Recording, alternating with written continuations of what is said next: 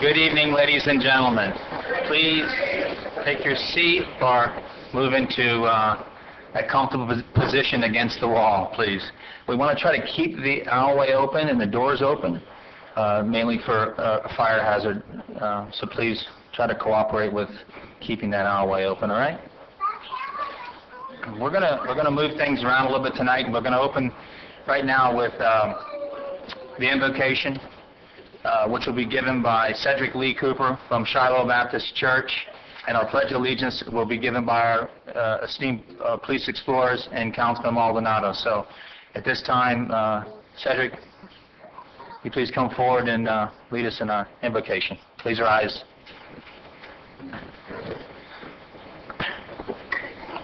Let's all bow our heads. Oh, Heavenly Father, the author and finisher of life, giver of all mankind. Oh God, we ask that now, Lord, your blessings upon these who have come today together, Lord, and to meet, Lord, the unfinished business of this city. Bless not all who sit in the seat of judgment. Give them, Lord, of heart, Lord, of consideration. Isaiah says, come now, let us reason together, thus saith the Lord. Bless those, Lord, who will come, Lord, to the floor, Lord. Give them, Lord, honor and respect, Lord. Oh, God, we pray that, Lord, not only your blessing upon those who sit in the seat of judgment, but, God, we pray, Lord, that your will be done. Bless us now, Lord, for we know that love is more than what we think, but love is a system of respect and a level of understanding. Give us respect and give us understanding today. Keep us now. And, God, we pray that when we leave this place, Lord, we have the peace that passeth all understanding. Now, in the name of him who came down through 42 generations, born of a virgin, died out there on Calvary's cross. In his name we pray. And they that love the Lord said, amen.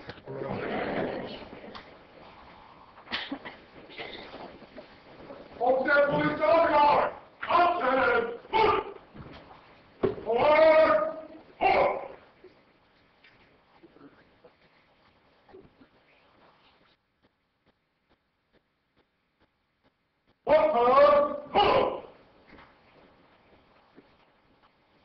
Ready, halt! Ready, please! Reset, halt! Please join me as we pledge allegiance to our United States flag.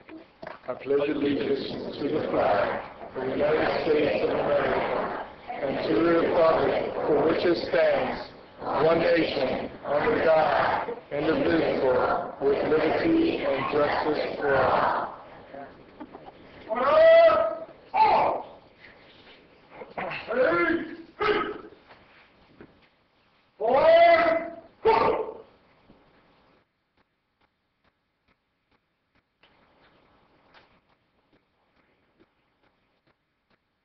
Please be seated.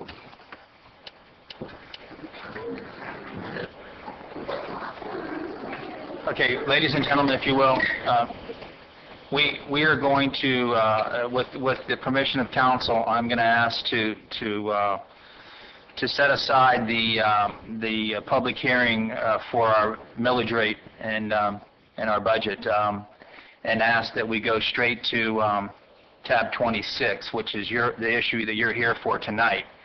So, with that said, Mr. Mayor, just for formality, if we could open up the budget hearing and then continue the budget hearing until after we hear the item that all these people are okay, final public hearing on millage and budget for fiscal year 2012, commencing October 1, 2011, and ending September 30th, 2012. Motion to open that up. I move to accept the budget.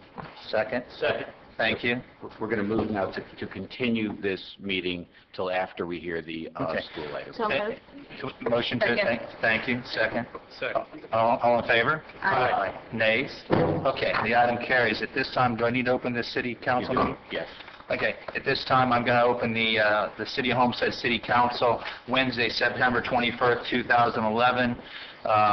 It is now 5:42 in the afternoon. We're at 790 North Homestead Boulevard, Homestead, Florida. I call the meeting to order. A motion to bring it on? Motion. Second? Second. All in favor? Aye. Okay.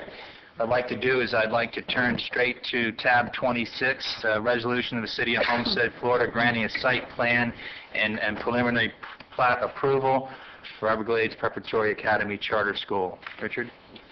Resolution of the City of Homestead, Florida, granting site plan and preliminary plat approval for Everglades Preparatory Academy Charter School on approximately 10 acres located north of northwest corner of Southwest 320th Street and Southwest 157th Avenue, as legally described in Exhibit A, providing for an effective date. Mr. Mayor, if I could read the quasi-judicial announcement first. Please be advised that the following item on the agenda is quasi-judicial in nature. If you wish to comment on this item, please indicate the item you would like to address when the announcement regarding the item is made. An opportunity for persons to speak on this item will be made available after the applicant and staff have made their presentation. All testimony, including public testimony and evidence, will be made under oath or affirmation. Additionally, each person who gives testimony may be subject to cross-examination. If you do not wish either to be cross-examined or sworn, your testimony will be given its due weight. The general public will not be permitted to cross-examine witnesses, but the public may request the council to ask questions of staff or witnesses on their behalf. The full agenda package on each item is hereby entered into the record. Persons representing organizations must present evidence of their authority to speak for the organization. Further details of the quasi-judicial procedures may be obtained from the clerk. In accordance with Code Section 2-591, any lobbyist must register before addressing the council on this item. At this time, council members must disclose any ex parte communications concerning items on the agenda. Mr. Attorney, I've had, since our last meeting with the applicant, I've had several meetings with the applicant. Thank you. I've had one meeting. I've had one meeting, Mr. Attorney. Mr. Chair, I've also met with the applicant regarding this issue. I've talked and met with parents and residents, but not the applicant. Thank you. Okay, Mr. Mayor, you're clear to move Mo- into it. motion to move it on? Motion to move on? I'll move it. Thank you. Second? Second. Okay, here's what I'd like to do, because there were some specific questions. If you'll just bear with me for a few minutes, I'd like to ask for staff presentation to begin this discussion, and I'd ask for this through the manager, however you want to do it. We took some time to ride out there, and I think the manager and staff has worked hard on identifying some funds and some possibility of fixing one of the concerns that the council had. So if we can address that now, Mr. Mr. Manager. Mayor, if you're going to move that way, which is perfectly appropriate, if the clerk could swear in any people that want to testify on this item. Okay, but at this time, I'm asking for Including our staff. to Okay. sworn in. Okay, good. So if anybody wants to testify on the item regarding the Everglades School, please stand up and be sworn in by the clerk. Just raise your right Anyone hand. who's going to talk on the item? Please stand and raise your right hand. That's including staff. Yes. George? No, George is fine. You're exempt? Look at you. I state your name. Hereby swear or affirm that the information I present shall be the truth and nothing but the truth. So help me God. Thank you. You may be seated. Thank you, Madam Clerk. Mayor, at our last mayor and council meeting, the body had asked the staff to try to address the concerns that each of you had regarding traffic and how the project would impact the area. And so staff has been working on this issue. They have provided to you a memo which outlines some of your options, and including some funding possibilities, as well as an offer from the applicant to help mitigate the impacts with a contribution of $500,000. The Director of Public Works is here to outline what's in that memo for you, so we can be clear on the record what the possibilities are and get your questions answered if you have. So, Julio, would you mind outlining? Mayor, Vice Mayor, and Council. At the request of Council, as George Kretza just stated, we went back and looked at this project to see what was, first of all, the need for the project and whether or not there was funding available for it. In order to assess the need for this project, we went back to the master plan that was done, the transportation master plan that was done back in 2006. This master plan was enacted by the city. The city voted on it, and it was approved as a document outlining what needs the city has in terms of roadways and transportation or transit improvements. Back then in 2006, This particular roadway, which is Maury Drive, specifically from Kingman, which is southwest 152nd Avenue, all the way, actually, the whole Maury Drive goes from end to end of the city limits, all the way to 187th Avenue, was deemed as one of the roadways that needed to be improved in order to meet not only the present transportation needs, but also any future demands that may come from growth in the city. As we know, originally, this project, there was some funding available for Maury Drive on the west side of the city. This was a federal funding grant through the federal FDOT, which basically earmarked $2 million, approximately $2 million to the city for the improvement of that roadway. That particular portion of the road was, in the meantime, while the money was being allocated for it, the county did the improvements that were required for that portion. So what that did, that freed up some of the money that was available for Maury Drive to be used somewhere else. At that time, which that was probably about a year or so ago, the city went back and looked at where we could use these funds.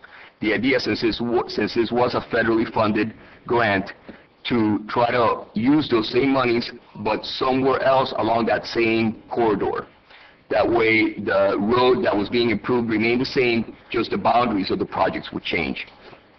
So we went back and we contacted the Federal Department of Transportation, and through several conversations with them, there are several methods in order to make that transfer possible. There's some administrative ways, and there's also some other ways which are more involved in terms of steps that need to be taken. But there are some opportunities there to be able to move those funds over to this new portion of the road which we are looking at now. So that is one funding that we have available, which is $2 million, and we are currently working with the federal government in order to try to reallocate those funds from the original scope of work to where we wanted to go to continue improving Maury Drive. So at the end of the day, we have a roadway that's uninterrupted from end to end on an east-west corridor, which, by the way, Maury is one of 3 major east-west corridors in the city, and it's really the only one that hasn't had any improvements other than piecemeal in certain portions at a time. Campbell Drive to the north has been improved, and 328 to the south is currently under the process of being improved. So that was one set of funding that was available. Another was through negotiations with the developers with $500,000 that the developer has proffered over to be used towards the improvement of the roadway as the city defines it. So there's those funds available. If by any chance the federal government, for whatever reason, we are not able to reallocate the funds to that particular portion of the road, we have the half-penny sales tax, the PTP funds, which we can use for this project. That sales tax was enacted, I guess it was like 5 or 6 years ago also. Alex Pinellas. Exactly, yes. And the purpose was solely to improve transportation or transit needs for the whole county and all the municipalities within the county. Our share of that money, we get approximately $1 million a year from that money, and that's based on the sales tax, and it's an equation that by population, each city gets a certain proportion of that money. So through the years, as we get funding into this particular funding source, the idea is not to use it in small projects, because you wouldn't really see improvements if you use, small amounts here and there, but rather try to build up a sort of like a piggy bank in order that you can use that fund for a full project that will improve a corridor for a sizable, location, and will result in improvement in traffic, not only on that corridor, but also in corridors that run parallel to it, either to the north or south. So as it stands now, we have approximately $3 million allocated in balance for the PTP fund right now, which we could use towards any type of transportation project. And also in the future, we are going to continue to get that $1 million and change, depending on the sales from year to year. So that funding source is available and is ready to be used right now if we want to. Looking at the project, well, I wanted to just make one more statement, which is regarding the cost of the project. Please. We went back and we also did a cost analysis. Although it's not a detailed cost analysis, this cost analysis that we performed is based on recently built roads in the area, mainly 328th Street, which is also a 4-lane, 2-way, median-divided highway. And based on the unit prices that project was built for, applying them to this project and the length of this project, we're talking approximately from $2.5 to $3 million worth of construction costs that will be required to improve this half-mile portion of Maury Drive to a 4-lane, median-divided highway, which would then match what's already existing there in front of this property that we're talking about right now. That number also includes the 2 traffic signals that will be needed at both Kingman and Farm Life. So that includes that cost as well. Excellent. And with that. And just for the record, those are our best guess in terms of cost. Obviously, until we have the engineering work done, we won't know for certain, but it's based on historical data that we've used with other projects. Also before you is a resolution that incorporates this addition, which is underlined in your Exhibit 4, and it's underlined, which basically inserts a condition of approval in addition to the items that are already on there, this additional requirement of $500,000, and there's also a requirement for a development agreement, which would be, assuming the mayor and council approve it, would be signed by myself and the applicant within, I think we have 1 month. 1 month? 1 month. So this would be the best we have to address your traffic concerns.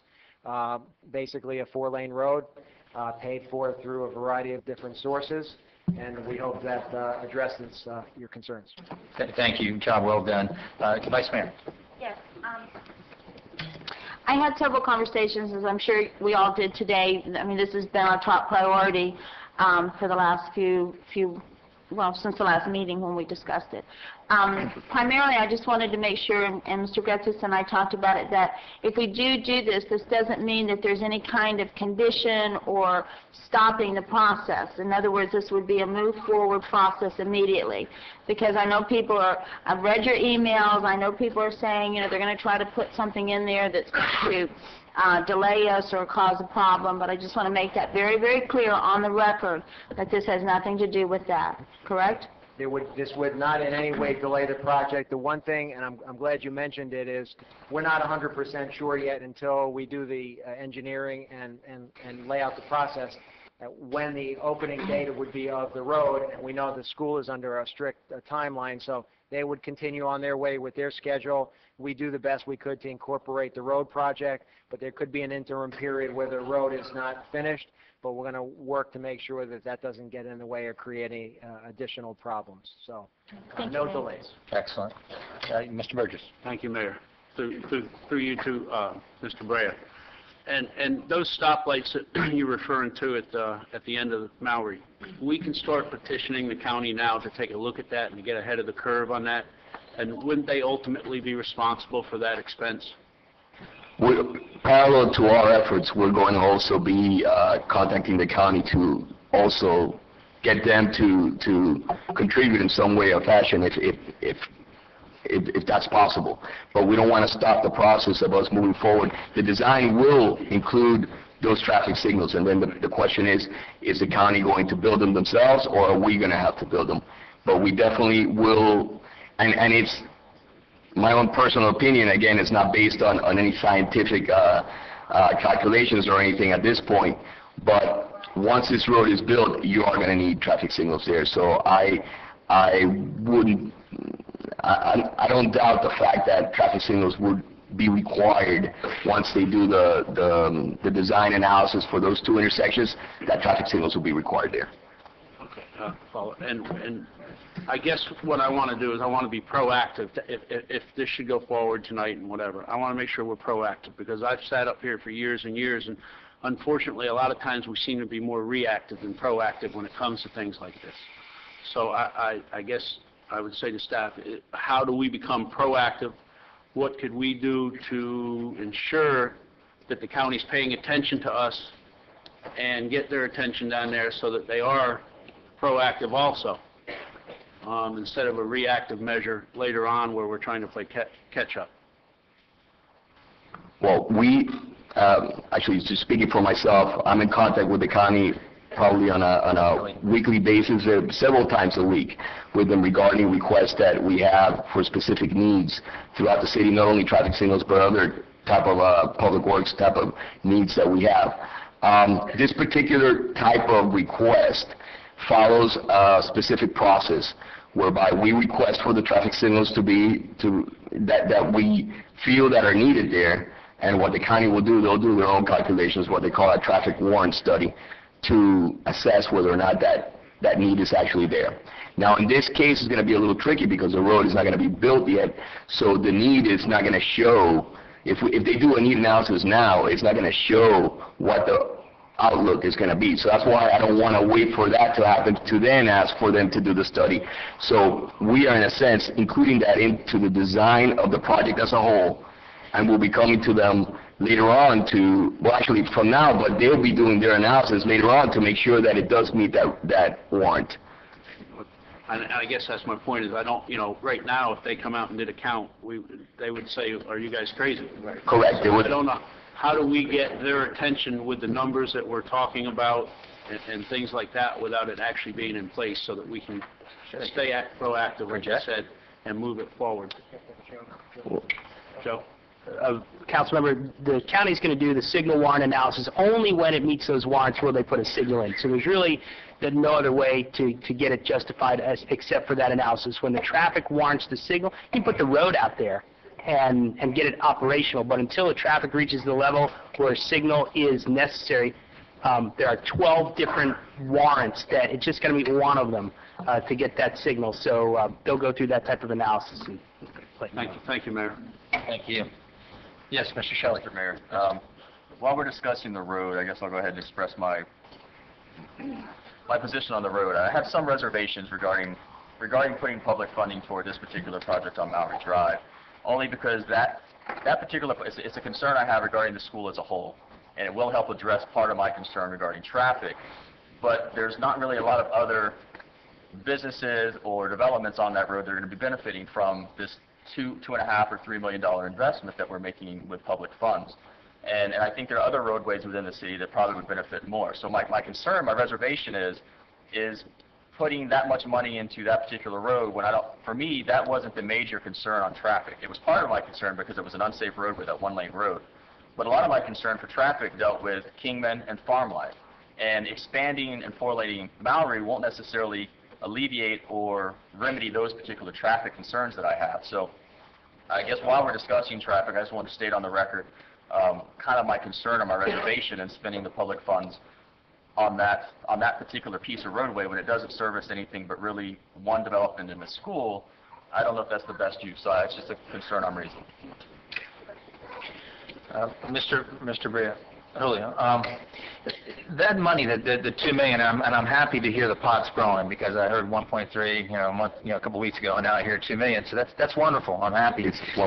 That money is definitely designated for Maury only, correct? Correct, and it's also specifically designated for the city of Homestead, so it cannot be removed from our city. Right. We cannot take that and use it on a county road or it's got to be used on Maury Drive. If you want to use it for another roadway, you basically have to go back to Congress and change the appropriation bill. Okay, that was my point. Mayor? Thank you. Yes. Through you to the director. We discussed about that you guys did a study back in, was it 06? And this money was already, so it was in the master plan already to widen this road. So at some point, this road was supposed to be 4-lane. correct? Correct. This roadway was identified as one of the priority roads to be improved back in 2006 when we did that analysis. Well, you know, the way I'm seeing it is, I would like to see this road become a 4-lane, and I think what it will do is help alleviate some of the other roads, the 320 and 312. Right now, when I leave my place of work, I take 328 just to avoid 312. Obviously, we've grown in that city, even though it's already a 4-lane, has a good amount of traffic. So I would assume and think that bringing this road into a 4-lane will start to alleviate the traffic from 312. Would be another means to head down there.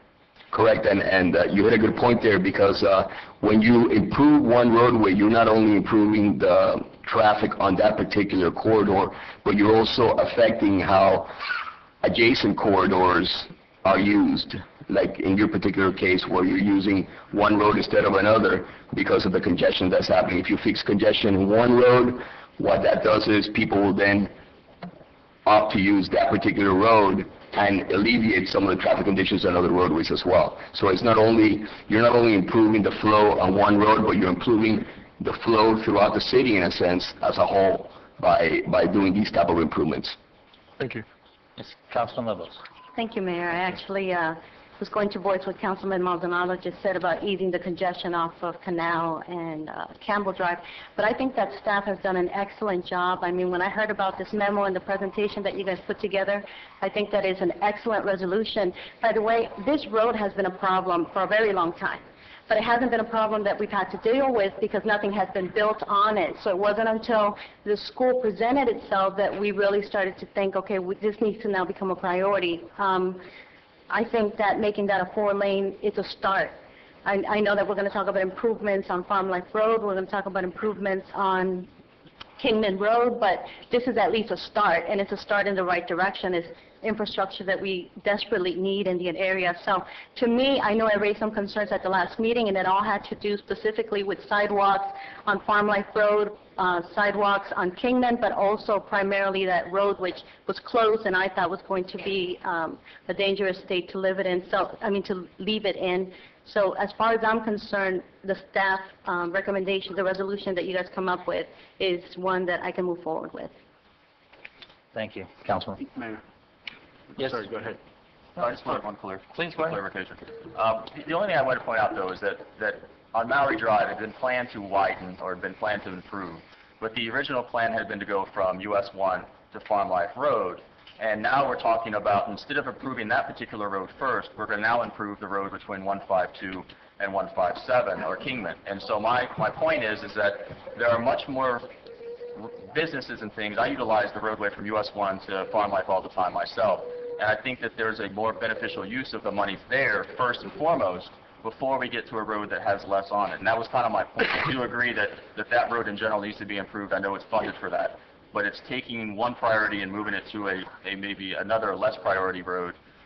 And it's a policy decision we all make, but that was the concern I raised, and I just want to clarify.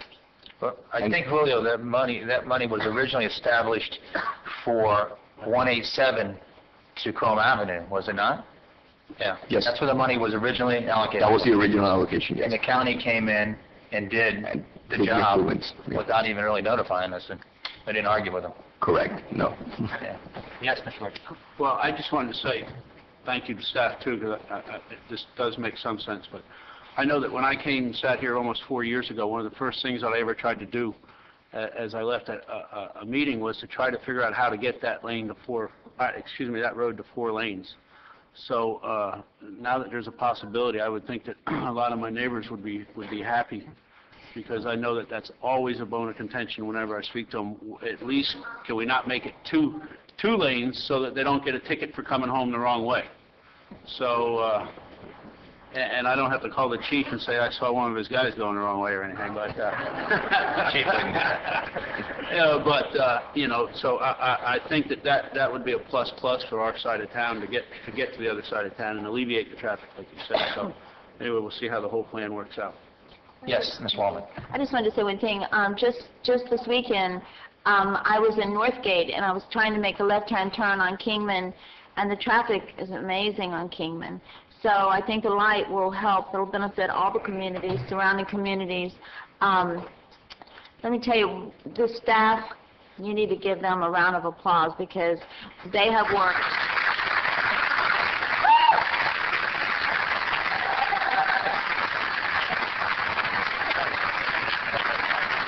Okay, that's enough. we don't want them to get that. Okay. But I'm telling you, they have worked so hard. And Julio, you've done a fine job under the direction of Mr. Kretz Patolio. You've done a great job, and you and your staff. And he's like a walking encyclopedia. You know, he just pulls the stuff out of his head without even having to do the research. So, with that being said, I think it's going to benefit. I know that that the only quarters that people use leaving East Lake and Oasis and Keys Gate and Waterstone, they either go down Campbell Drive or they come up and around and they go down North Canal. So I think that's going to be a wonderful way that we're going to alleviate some traffic and make our corridors more safe, and especially Kingman, with a light on Kingman. So thank you very much. Thank you. Okay, anything else from council? Yeah, nothing, see nothing. Would the applicant like to? Well, I don't know where you are at the moment, but we've got a couple of things that we'd just like to put into the record. My name is Tom David. I'm the attorney for the applicant with law offices at 381 North Chrome Avenue, Suite 200. We do have a lot of people that would like to speak, obviously. There's a lot of people here. We'd like to go through just a couple of quick presentations if you'd like to have us do so. But first, just to state for the record, this is a continuation hearing of the City Council meeting dated August 17th, 2011, when the Council deferred applicant's request for approval for the Everglades Preparatory Academy Charter School site plan and tentative plat. At that meeting, you requested that we meet with you to discuss your concerns with the site plan. We've met with each member of the Council who's expressed an interest in meeting with us. We presented you at those meetings with extensive documentation of the demand for this school. As you can see, there's a lot of folks that want it. And we believe that the construction of Everglades School will have a beneficial effect of permitting more students to enter into lower grades at Waterstone and the other feeder school. We also met with your professional staff, and we've had this concession by the owner, which is very significant and very important. We've obviously done a lot of work on the traffic study since our original meeting, and we just want to let you know that there is our understanding that as the condition 1 of the resolution, that by this condition you're requiring that the traffic improvements identified on page 33 of the May 2011 traffic analysis is what we were going to have to comply with. Let me just make sure I'm not missing anything.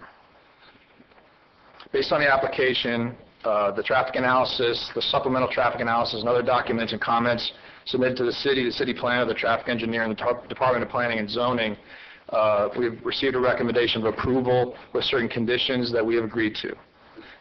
We've also submitted to the city attorney a declaration related to the 75 feet issue on that building. We gave a presentation at the request of the vice mayor to the villages of Homestead on September 7th. This issue was discussed at the Homestead Education Committee, and so it is our hope that you will go ahead and move forward with this project. I do have some petitions that I'll give to the clerk. I think they number 793 to go along with the hundreds and hundreds of letters we dropped off this morning. We have a handout in front of you that shows you the site, and if you'd like, we can go through it very quickly, or if that's your I'm content. You want it? I'm good. Are you good? I'm good. We're good. We asked for your support, and that was probably the greatest pledge of allegiance I've heard in a long time in here. Good job. We're available for questions and discussion, and we'd be more than pleased to go through any questions you have. We have a full presentation, but I don't know if you want to hear it. It's up to you, sir. At this point, I've got a question. Sure. Thank you, Mayor, and to the applicant. As we look at this, and say the county could be a few months behind, lagging, catching up, would you guys be open, and this is to try to help maybe alleviate some of the traffic, delaying the start of that school so it doesn't go at the same time as the gateway?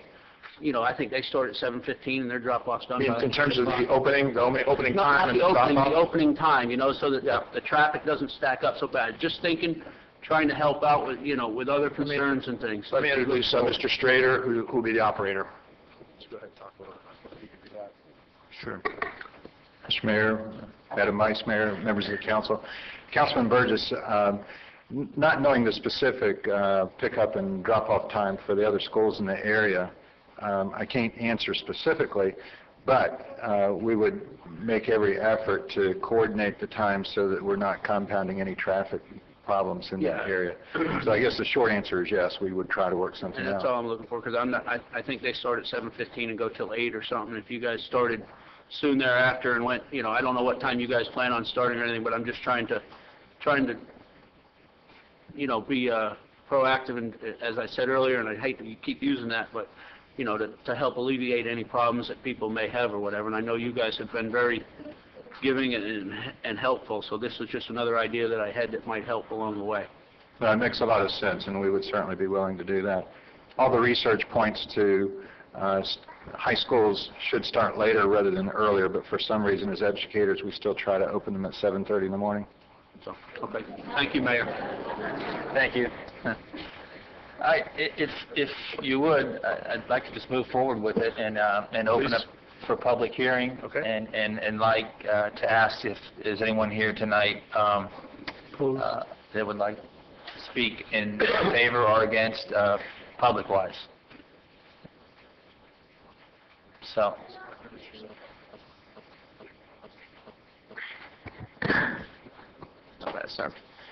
My name is Meshach Horn, and my address is 24528 Southwest 130th Court.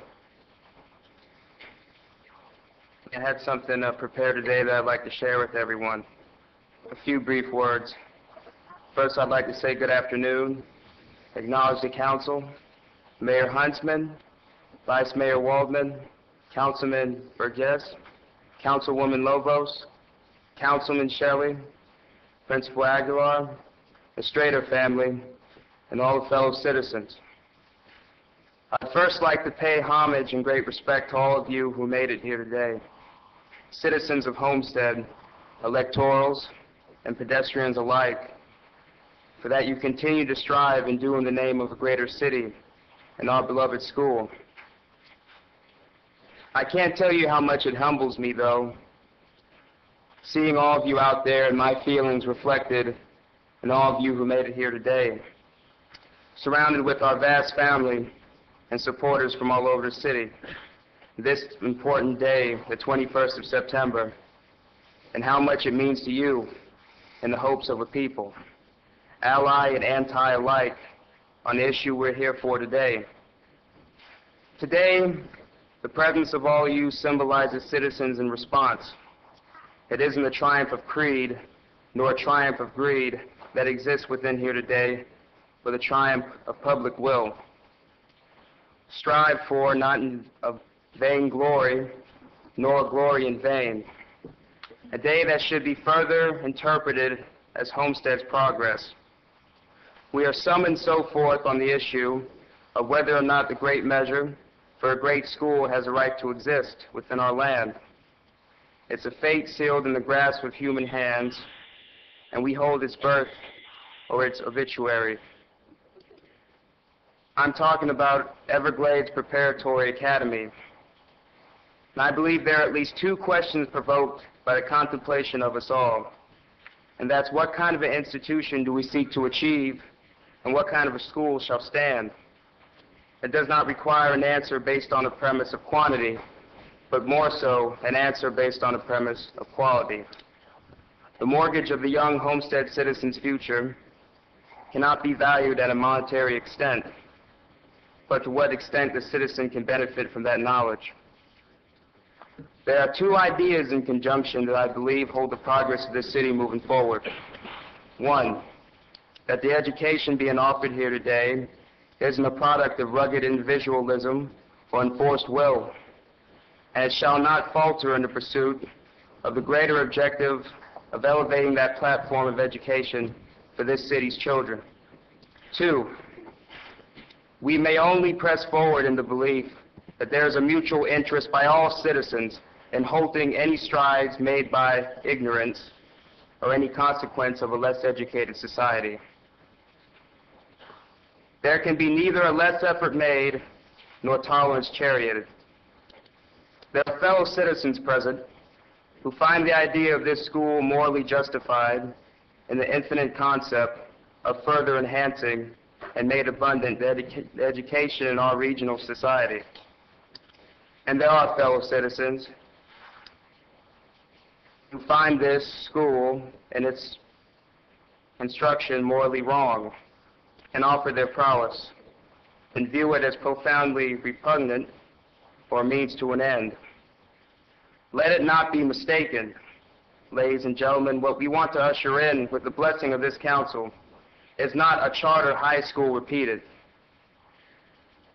We believe in the educational mission, a belief so generously bequeathed to me and cherished and lived by others, in a continuation in the spirit of education, with only one stipulation in mind: only for those who dare to seek it, and privilege for all who wish to know. We pass to them a sword forged by the minds of this time, for them to wield in the future in the face of stupidity, that we never let cut us under.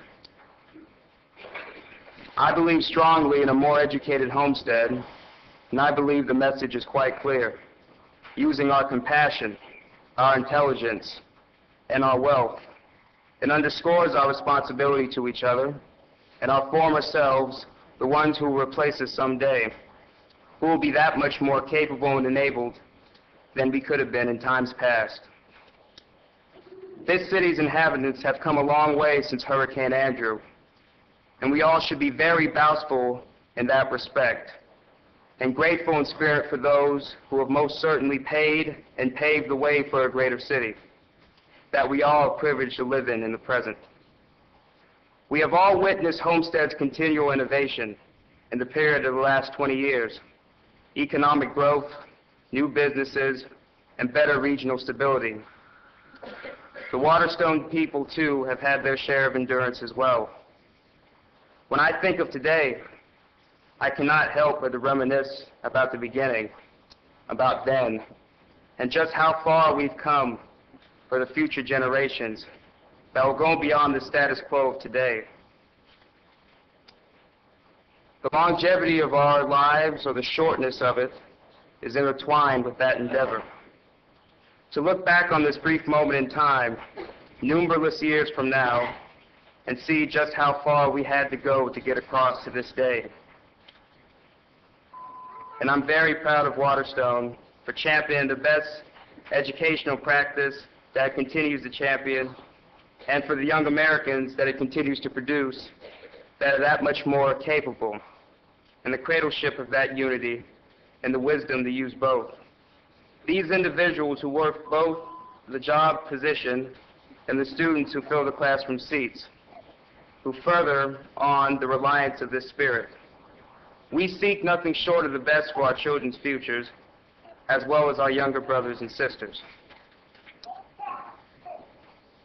The empirical evidence is clear and evident, and the hard work of 6 years and 5 generations of knowledge.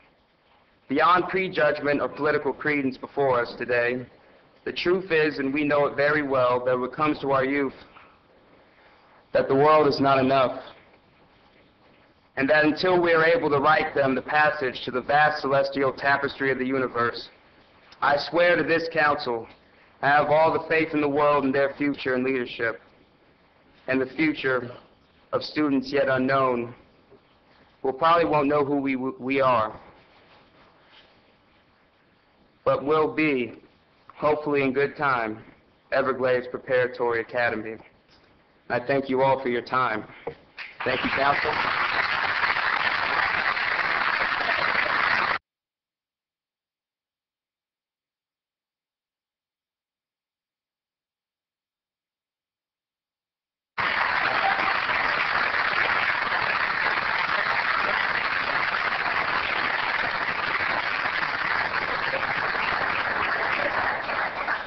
Young man, thank you. Very well said, beautifully done. I thank you for those words. What we're going to do in lieu of time, and it's my humble apology for not saying before the first person spoke, but we work on a 2-minute time clock, and I could not interrupt you. I could not interrupt you because It was beautifully said. And I think you definitely have a future in public speaking.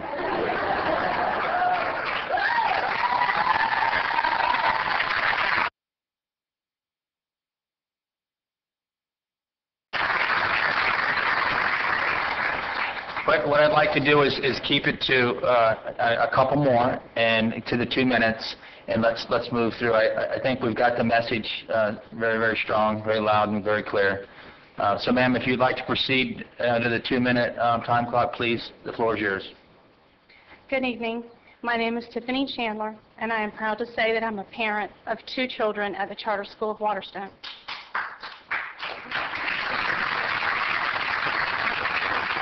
When my oldest son was in the 5th grade and we started to research and apply to middle schools in our area, I was fortunate to be able to choose and be accepted into being a part of the Waterstone family. The charter school at Waterstone has been a vital part of my children's lives for the last 3 years. My children have flourished with the knowledge that has been lovingly and passionately taught to them. Both my children have achieved honor roll every 9 weeks for the last 3 years. The faculty and staff and the curriculum at the charter school at Waterstone is what makes this school very special. Anytime I have been to the school, the faculty always has a smile and is always willing to help you. As a parent who is extremely involved in my children's education, I set my expectations on a higher level. Ask any teacher or faculty member in this room tonight, and they know that I am a parent who does not give up easily or give in.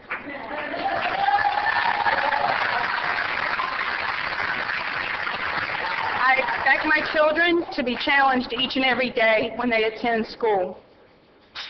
My children know that when they go to school, it is their job to do the very best they can, and when in doubt, they need to try harder. I chose the charter school at Waterstone because they also set their expectations high so that our children can master higher level ordered skills. All the teachers that my children have had have taken the time to get to know my children personally. The teachers are exceptional because they show the students and families how much they care about the children that we as parents entrust to them. Council members, I ask this of you. How many of you have school-age children? Have you ever had a teacher know what your child's favorite color is? What their favorite food is? I'm here tonight to let you know that our children deserve the right to be able to continue the Waterstone tradition. By voting yes, you are allowing the children of Homestead to achieve their dream and goals for the future. As parents, we deserve the right to have a choice where our children can go to school. Thank you, ma'am.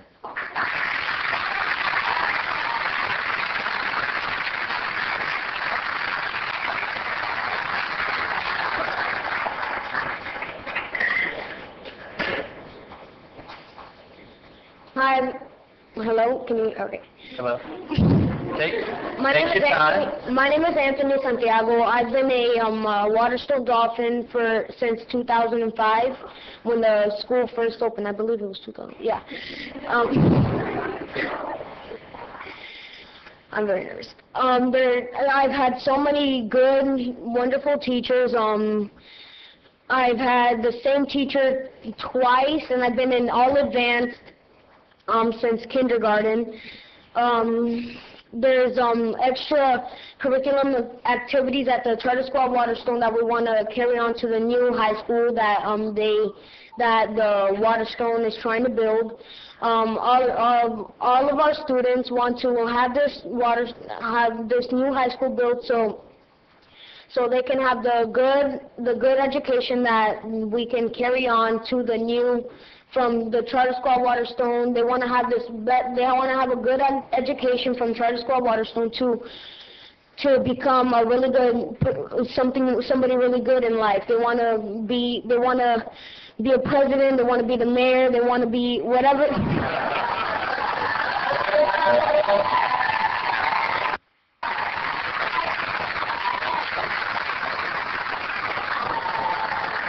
they want to be whatever they can that can have them good things in life, support their family, support everything. Especially to pay their taxes so they can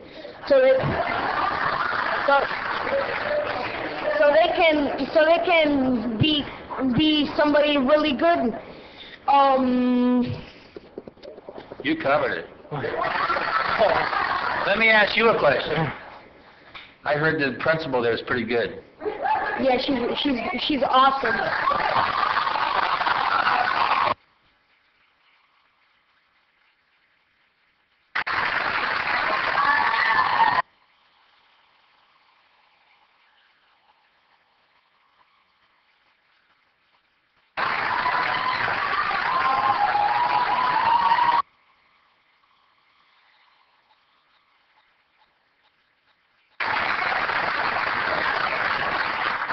I don't know, Mr. Stark. That might mean raise.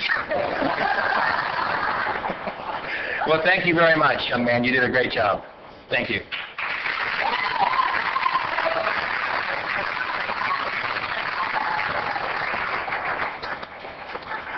Hello, my name is Gisela Valdez Dorda. I am the mother of Amanda Dorda. My address is 1917 Southeast 14th Street.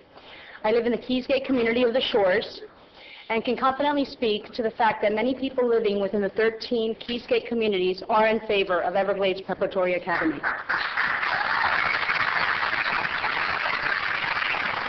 Actually, many students at the charter school at Waterstone live within the communities of Keysgate. My daughter has attended the charter school at Waterstone since kindergarten in 2005 when it first opened its doors. 7 years later, my daughter is now in 6th grade at the charter school at Waterstone. She is a model student and a cheerleader. She embodies everything that represents Dolphin Pride. I am so proud of my daughter. I am proud of who she is and the fine young citizen that she has become, in part because of the charter school at Waterstone has reinforced in my daughter morals and values that do extend way beyond the classroom. And the thought of not having my daughter continue her education at Everglades Preparatory, the continuation of the charter school at Waterstone, saddens me. Understand, my daughter has been blessed to know education as it is at charter school at Waterstone. My daughter staying in Homestead for high school is not an option. I will drive her to Kendall or further if I have to, in order for her to ensure that she gets the education that she so well deserves. Other schools have been given the opportunity to expand. Let us not forget the 4,000 student station K-12 school in Portables in an industrial area of Homestead that was approved on August 17th without so much as a question.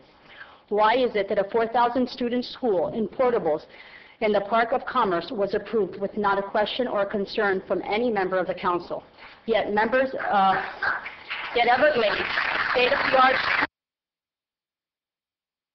provide a top-notch education and has the best facilities for our community than any other school facing such resistance. All I ask is that you look into your heart, look at the facts presented to you today. Please vote in favor of Everglades Prep today, not tomorrow, not next month, but today.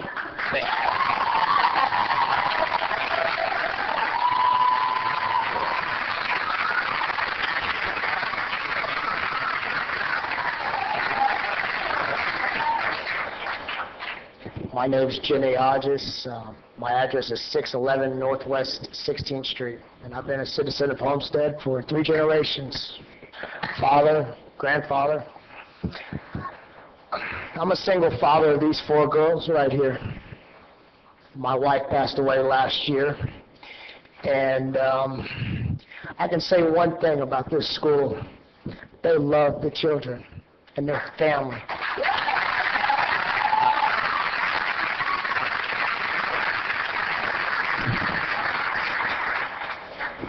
On top of that, my daughter Cosette, she had a seizure in front of the school about 6 months ago. And this lady right here got in the back of the ambulance and rode to the hospital with my daughter.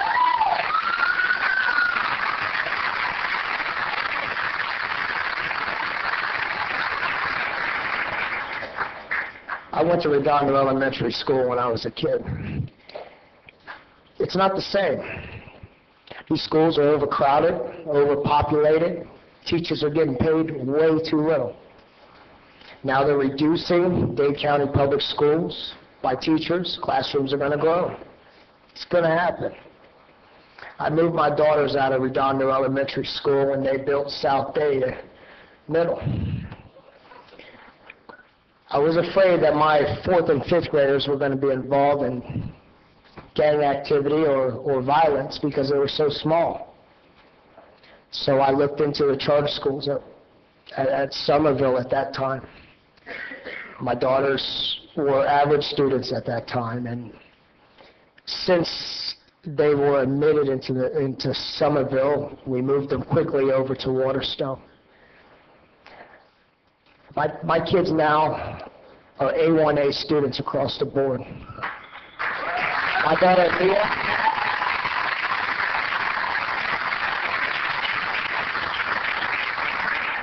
My daughter Leah just graduated of 8th grade. With the pressure of her mother, she still graduated with honors. She had 2 high school credits under her belt going into Master Academy. All because, not because I'm a good father, but because they have a good staff and faculty at this school.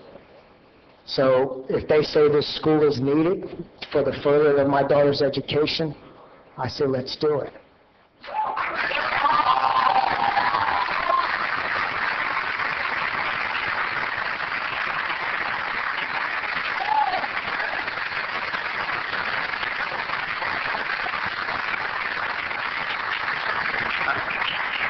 There are no other speakers for Everglades Preparatory Academy. Mr. Mayor, the school had about 200 shirts to give out tonight, and they gave out one per family and ran out about a half hour before the meeting. So I'd like to just, if you will allow me, to please thank the young men and women, the boys and girls, the parents, the aunts, the uncles, the grandparents, and the staff who are here tonight to support the Everglades Preparatory Academy. And thank you for your indulgence to allow them to witness this process. Thank you. Well, thank you, sir.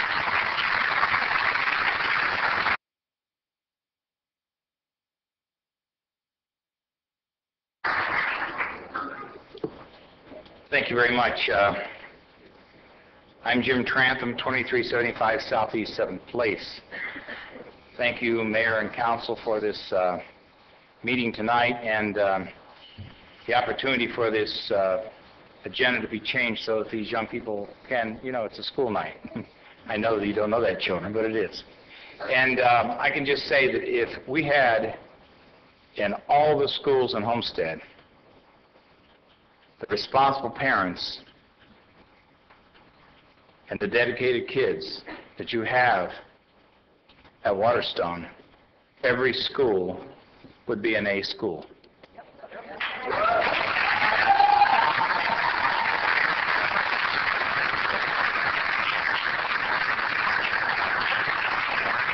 We had the pleasure of having before the Education Committee the principals of Everglades, and I was very impressed with what you all intend to do with that school. Preparatory means prepared for something. Hopefully it would be prepared for college, for one thing.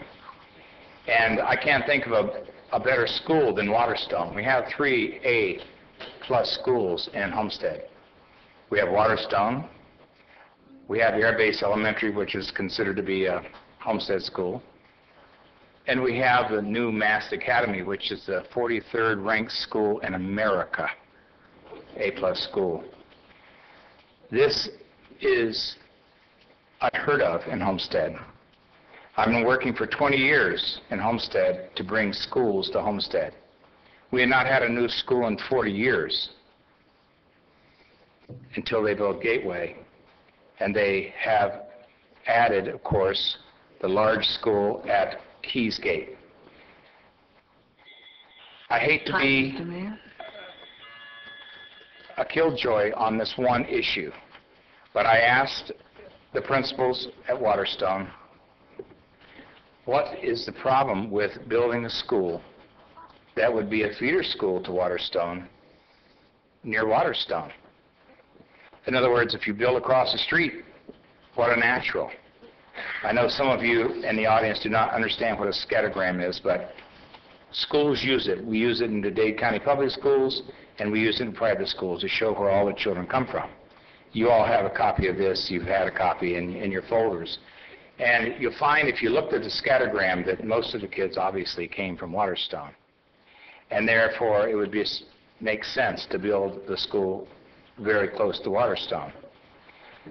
I live in Keysgate, and Keysgate has been inundated with schools, and a couple of people have mentioned it, and you're right on target when you say, how can this council sit on its hands when a school is proposed for 2,000 students in an industrial site, or at least a commercial site? Would you want to build a commercial building around 2,000 kids in a school? I would hope not. So that kills a large tract of land designed for commerce in Homestead. But that's 2,000 kids. There are 2,300 kids on the first day of school at Keysgate. There will be 1,200 kids in Everglades. There are now 1,600, will be 1,900 kids in Gateway. And as you can see, this comes to more than 8,000 children in a 1 square mile area. The problem is that, and I asked this of your people, I said, why not build it near Waterstone? That's the only complaint I had. As a matter of fact, I was thrilled when your principal came to me and said, by the way, Dr. Trentham, we achieved AYP. And for those of you in the audience who don't know what that means, that's adequate yearly progress, and it's just as important as an A.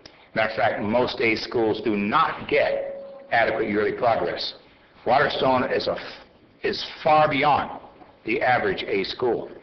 And you need to understand that. And I really want this school to happen, but not in Keysgate. Too many schools, too small an area. We have approximately 5,000 student stations.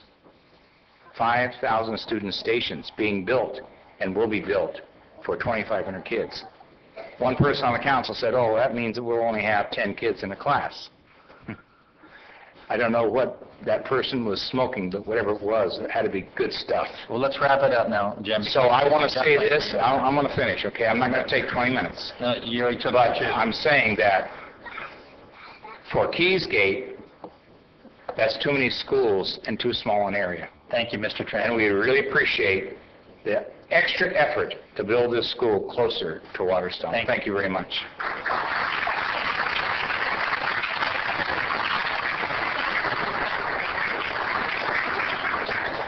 Let me ask Ms. Aguilar, I'm glad you're next. Yes. Let's respect the 2 minutes. I absolutely will. Actually, I'll probably be under. Thank you. I first want to thank everybody for coming.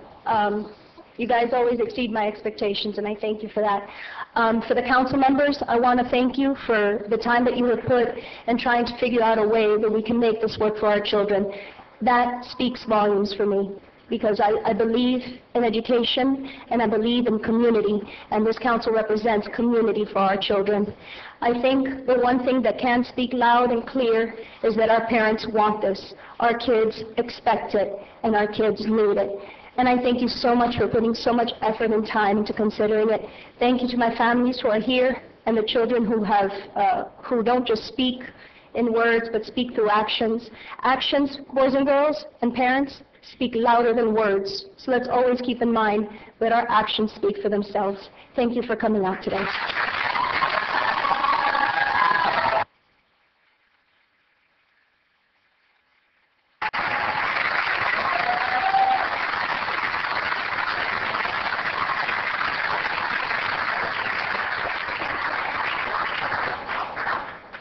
Kevin Sullivan, 1860 Southeast 6th Court, Homestead. I think it's fantastic, the turnout tonight, and I hope that the city residents that are here will come back for other council meetings, because this is where the work goes on. I'm speaking as a resident who lives within 500 feet of this school. I know there's not a lot of people here that can claim that. But I'd first like to address what I heard earlier about this roadway. The history of this roadway. and I don't like to correct my good friend, Public Works Director, but this road, Mallory, does not go any further east than Kingman Road. It did, but it was changed. This road was supposed to be improved when the developments were approved. The developer that has built the houses across the street from where the school is got a waiver not to continue that road improvement all the way to Kingman Road. So now, here we are, we have a developer who is developing, God bless him. The kids seem to need the school, but the developer isn't going to pay to do the road. We, taxpayers, are paying. I just cannot understand that prospect. The other thing is, tonight, nobody has said the improvements will be done before the school is done. So that we're going to have just a quagmire, believe me. We have tried to get that road made into 2 lanes since the developer first went in there many years ago. In fact, some of the people sitting on the council tonight were actually went in behalf of the developer to get him to not have to improve the road. Development office was making him do that. So here we are, we're going to spend taxpayer money if we get it, or if we can transfer it, or if we can do this or that. That's if. But the school is going to be built. So let's take a hard look at this, and please, I just heard the distinguished gentleman ahead of me, Mr. Trantham, and I didn't realize there was land available over by Waterstone, but so be it. Thank you. Thank you.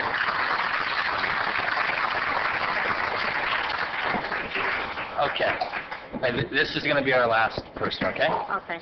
Thanks. Good evening. My name is Julie Velez. I also live off of Maui Drive. I actually live at 710 Southeast 2nd Street.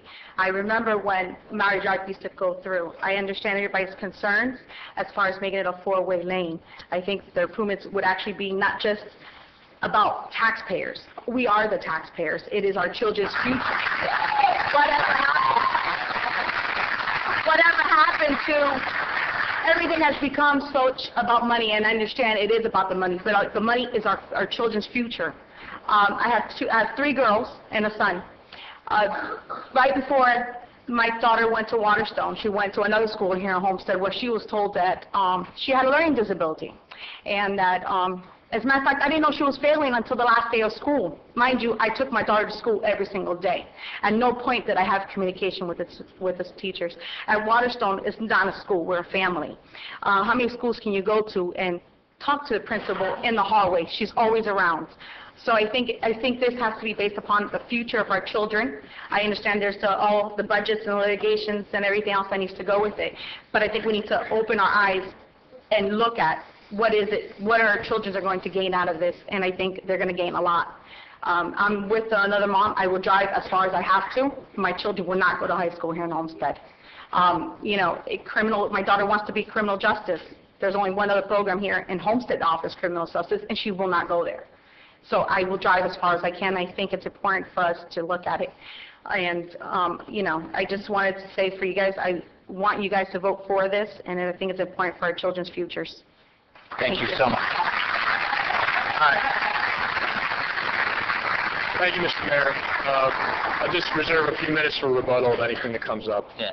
I did say it was the last, but Patrick, I saw you go slip over there.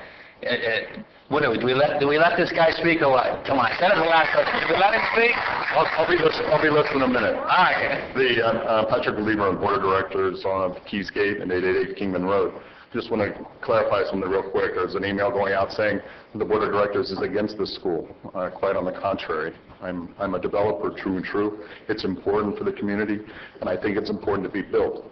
My only concern with this is with some people and with a lot of neighbors and a lot of our people and the homeowners in Keysgate is the traffic and the roads. I would like a commitment from the board that the roads get built, because I've been around long enough, stuff doesn't get done, or there's problems or the money's not available. I'm telling you, if the school gets built and the roads aren't done, it's just going to cause a lot of problems. You're going one road onto a one road. Very, very difficult. But I think it's wonderful. I think you guys should get it. I think it's very important for Keys Gate and the surrounding communities. Go ahead.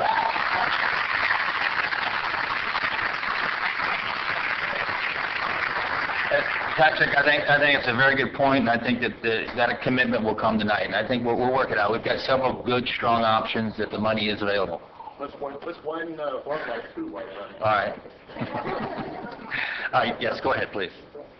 No, sir, we're finished. I just wanted to say we'll reserve some time to rebut if necessary, and thank you for your time. We look forward to working. And thank each and every one of you who spoke tonight and the ones who turned out. Thank you very much.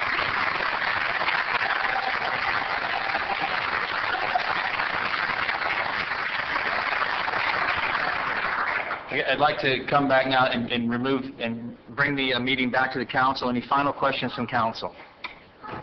Mr. Mayor? Yes, Mr. Shelley. Just a few comments. Tough decision for me tonight. But I want to first start off and say that you guys have a quality product. That you guys have a quality product that I met with the developer, I met with the school, and there's no doubt that the education level that they provide is top notch. I mean, it's unsurpassed. And so I think that the school itself is a fantastic thing. At the last council meeting, I had concerns about traffic, and I had concerns about some capacity issues as well. And I've had a chance to meet with the applicant and meet with my staff and discuss these issues. And unfortunately for me, they haven't necessarily addressed the concerns that I have, which makes me, really struggle with this decision I have to make tonight. And one of my biggest concerns is again, as stated, was the traffic. Maui solves some of the problems, that's where we go. But Farm Life and Kingman are still going to be issues, that they're small. Farm Life's a small road, and it kind of bottlenecks. And you have the other issue was all the other schools that are within, a couple miles of this school, which are all going to cause multiple traffic problems that haven't been necessarily built yet, and the traffic hasn't been realized. And so those are concerns that I have. And the reason I brought up the capacity issue is that I got a letter here, Mike, from staff that says that as we sit right now, the city of Homestead, or actually South Dade, is already 835 student stations over capacity. And that doesn't take into account any of the schools that we've already approved, nor does it take into account Mast Academy. And when you add those in, you now have an excess capacity of almost 4,600 student stations. And again, that's without Mast Academy and without any new schools being approved. And so for me, the problem is that if there's not a demand for capacity, meaning that then we are potentially creating a traffic problem to fill a void, per se, that may or may not be there. And I think, again, my problem with the school is the location, not the school itself. The school is fantastic, and I would like this product to be here within the city limits. But I have a concern about the current location and the traffic problems that surround it. And again, another location, and I would support this hands down. This wouldn't be a question. But because of the current problems, I want to put my position on the record why I'm having concerns about this particular product and with this vote. And again, nothing to do with the school. It's strictly traffic concerns. Thank you. Thank you, sir.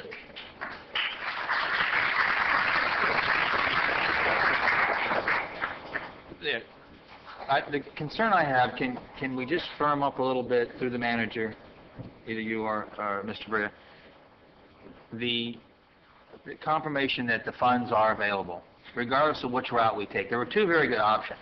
And I know that the $2 million pot, it is a Maori slated project.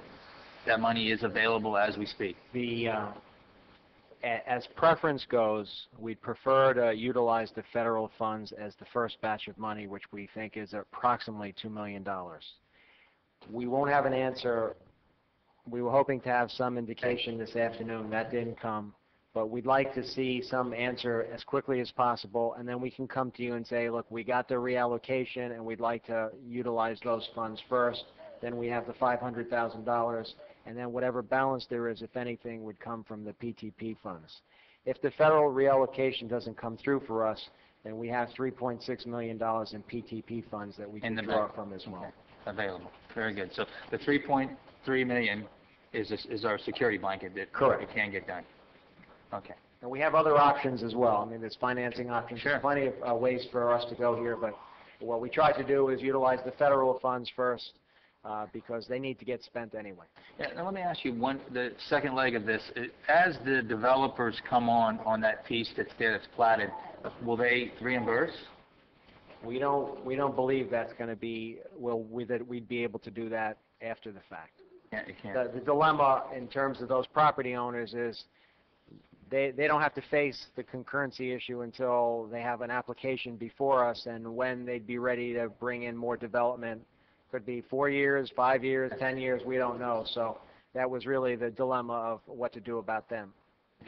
Well, that answers my question. I think that answers some questions that were in the audience. Patrick Lieber, was it the $3.3 million is available?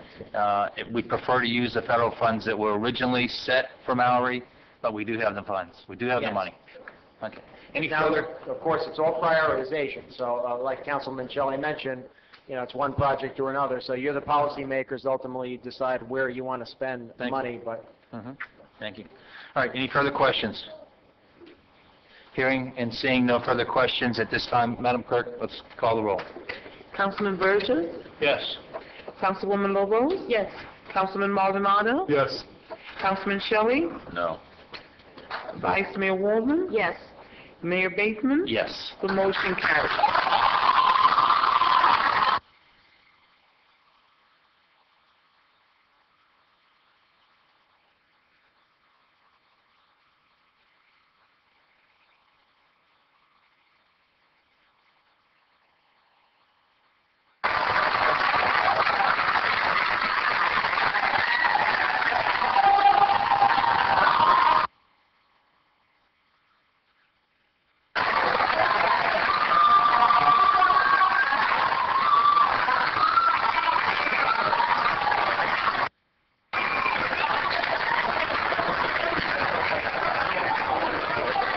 Ladies and gentlemen, members of council, we'll take a 5-minute recess and let the council chambers clear.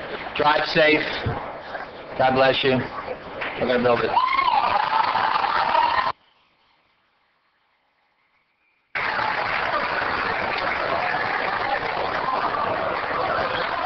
If we can reconvene.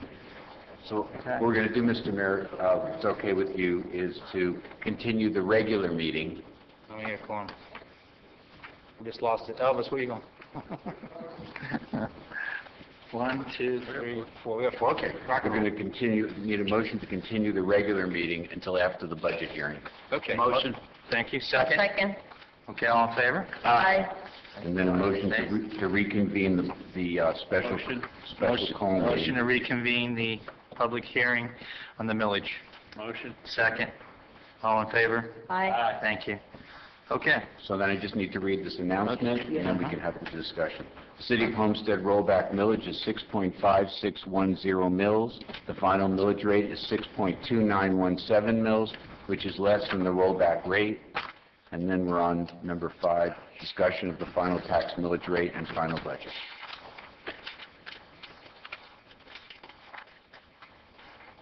Okay. Questions from council? We don't really have any. We're moving through that, so.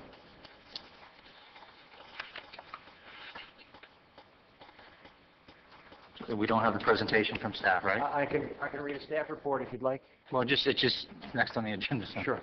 I wasn't sure if we were waiting for the vice mayor or... Okay. Staff recommends... Too worried. Just go. Staff recommends that the mayor and council adopt the attached resolution providing a final millage rate of 6.2917 per $1,000 of assessed value for ad valorem taxation for real and personal property within the city of Homestead for the fiscal year beginning October 1st, 2011 and ending September 30th, 2012. Okay. At this time, I'll open the public hearing and ask for public comment.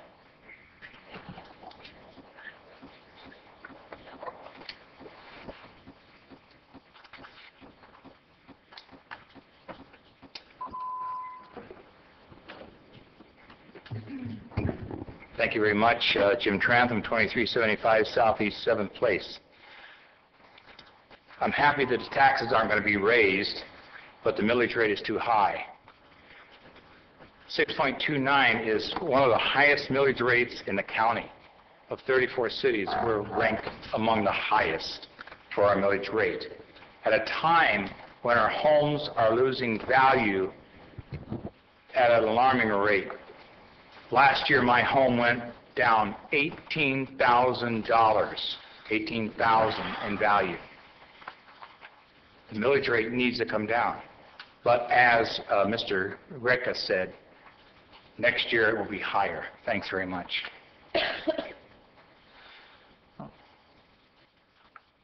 Okay, any further public comment? Okay, hearing none, seeing none, I'll close the public hearing. And any further comment from council?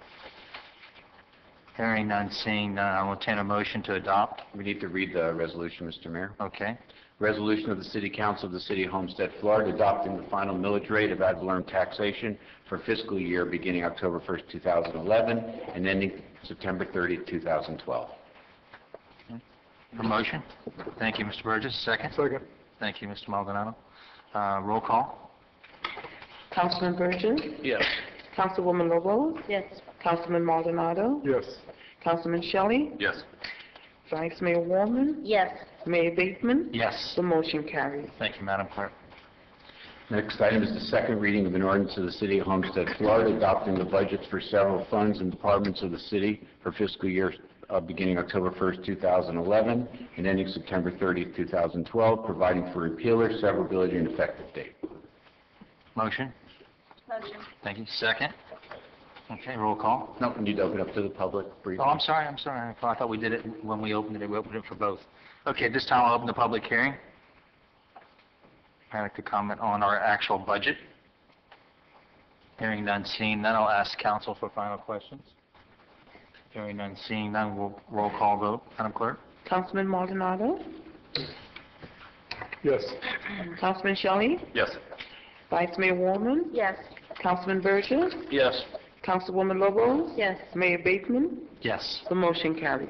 Final budget has been adopted. Motion to adjourn. Motion. Thank you. Second. All in favor? Aye. Thank you. Okay, we're going to move back into our regularly scheduled city council meeting. I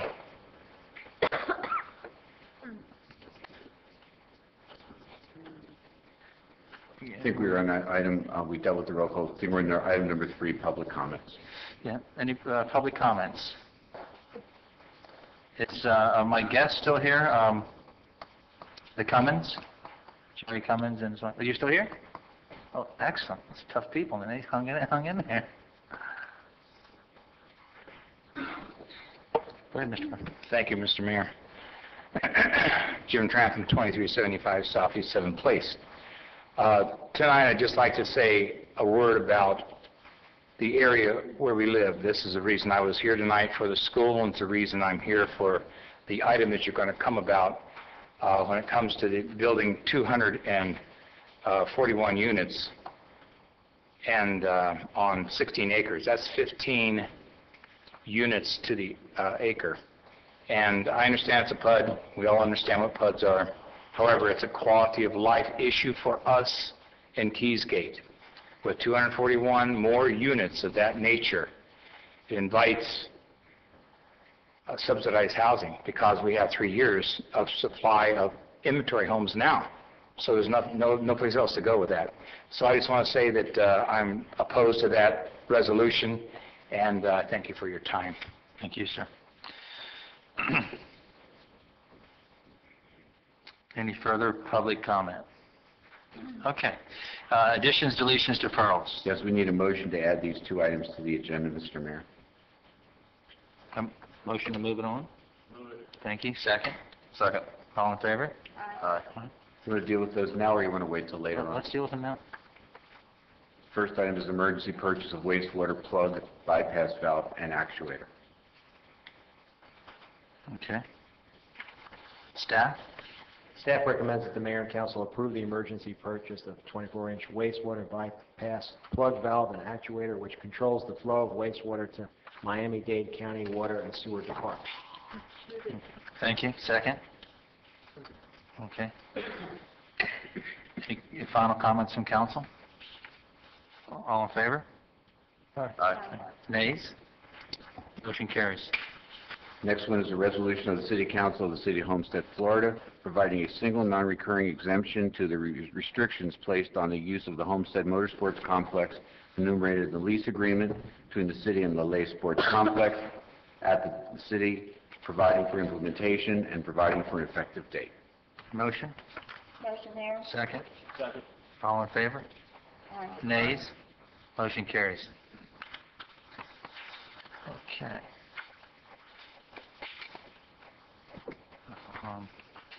I wanted to... Okay, we're moving to what, special presentations? The proclamation for Councilman.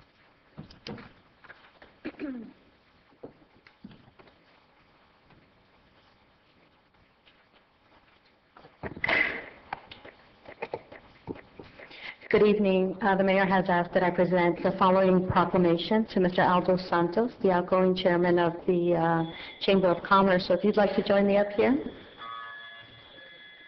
I also happen to be a trustee for the Chamber of Commerce. I'll read into the record on behalf of the mayor and council. The Chamber recently held an installation banquet for their incoming chairman and thanked their outgoing chairman, Mr. Aldo Santos. Tonight, we would like to present him with a proclamation for his outstanding work as chairman during the past year. Whereas Aldo Santos was born and raised in Rio de Janeiro, Brazil, and has a bachelor's degree in business administration from Simonton College in Rio de Janeiro, as well as a CSM, Certified Shopping Center Manager accreditation from the International Council of Shopping Centers. And whereas Aldo Santos' impressive career includes working for Prano Construtora, a developer of shopping centers and residential condominiums in Rio de Janeiro, ExxonMobil in 1982, where he was involved in renovation and operation of the marine oil terminal in Rio, North America line manager in 1986 for Wilderness Transworld, and traveled between South and North America before moving to Miami in 1990 to become the Vice President of Marketing and Sales for Amazon Lines. He joined Prime Retail, now Simmons Properties, in 2006 and is currently the General Manager for their centers in Florida City and Naples. And whereas Aldo Santos proudly became a U.S. citizen in April of 2005, and whereas Aldo Santos' community service includes serving as chairman of the Greater Homestead, Florida City Chamber of Commerce, as well as being an active member of the Rotary Club of Miami. So now, therefore, the mayor, Stephen Bateman of the City of Homestead, do hereby proclaim Friday, September 16th, I'll say Wednesday, as Alvaro Aldo Santos Day in Homestead. Congratulations. Thank you.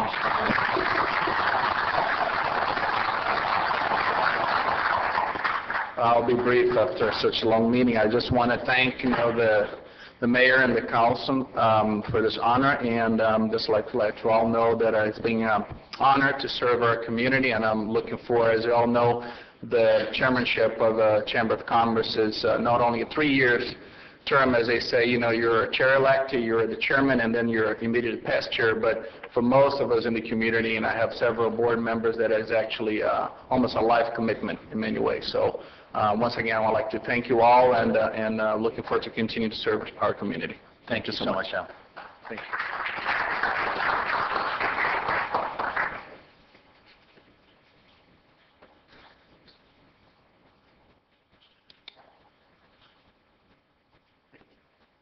Thank you, sir. Now I'd like to hear from the International Agro Alliance presentation. If you want to get gentlemen come forward and give us a brief presentation. Good afternoon. Good afternoon. Evening. I'm a little shaky here. Mr. Mayor, councilmen, ladies and gentlemen, thank you for having me here tonight. My name is Kone Abdullahi, and I'm the founder of International Agro Alliance. International Agro Alliance is a 501c3 non-profit organization with the mission to promote social and economic development in Ivory Coast, West Africa, through a sustainable agricultural development program. And we also intend to use this program as a vehicle to help reduce hunger and extreme poverty around any impoverished communities we can. I'm here tonight because, first of all, we are Americans. No matter what challenges we face and how difficult the time may be, we always find common ground for common purpose, which is to help the less fortunate. I'm a native of Africa, and I know how the African leaders have failed their people. The commitment to invest in their people have not been the top of their priorities. As of 2009, the African population reached the threshold of 839 million people. Despite such rapid growth, the African food production continued to rely on manual farming practices with the same outdated farming equipment, where the average farmer's production is not sufficient to cover his own family's needs, much less making an economic opportunity for themselves. We created this organization in 2008, operating at a very small scale in the Ivory Coast, West Africa. This is one of the solutions to begin to address this critical issue, threatening not only the developing nations, but also our children here in America.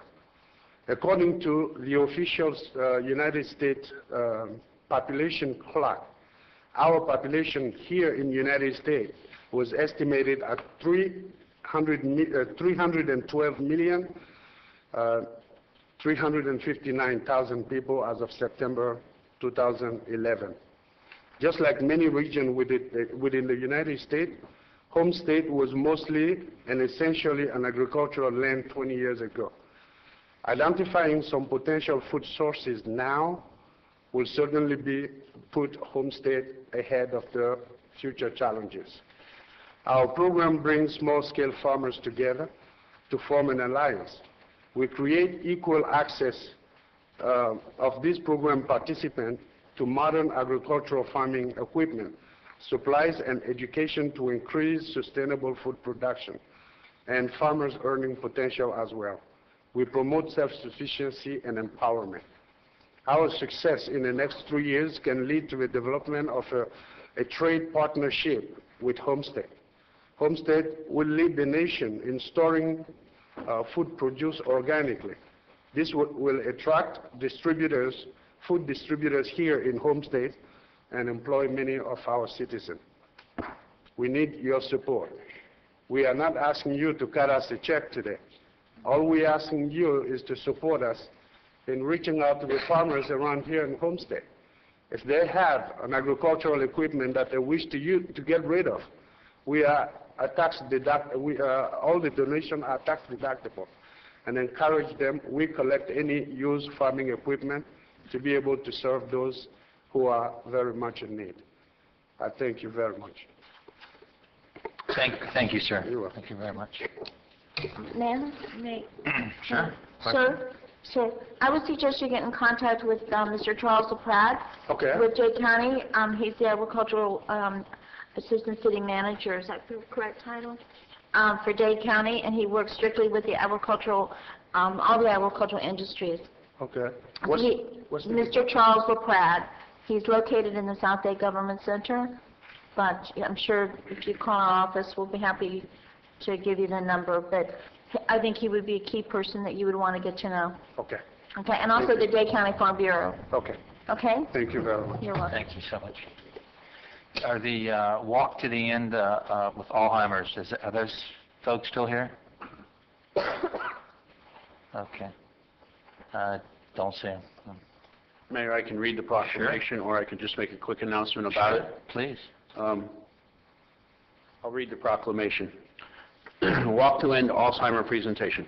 Whereas Alzheimer's disease has a major impact on the physical, financial, and emotional lives of a great many of the citizens of the city of Homestead, and whereas 200,000 persons with Alzheimer's disease reside in the Southeast Chapter Service area from Fort Pierce to the Keys, which includes the city of Homestead, and whereas as many as 5.3 million Americans are now living with Alzheimer's disease, and every 71 seconds another is diagnosed, causing untold misery and hardship to the victims and their families, loved ones, and caregivers. And whereas the Alzheimer's Association is here today encouraging the citizens of the city of Homestead to help the city win the Miami-Dade Alzheimer's City Challenge by participating in the Alzheimer's Association 2011 Miami-Dade Walk to End Alzheimer's on Saturday, October 29th, 2011 in America Park, across from the Coral Gables City Hall. By starting a team, joining a team, being an individual walker,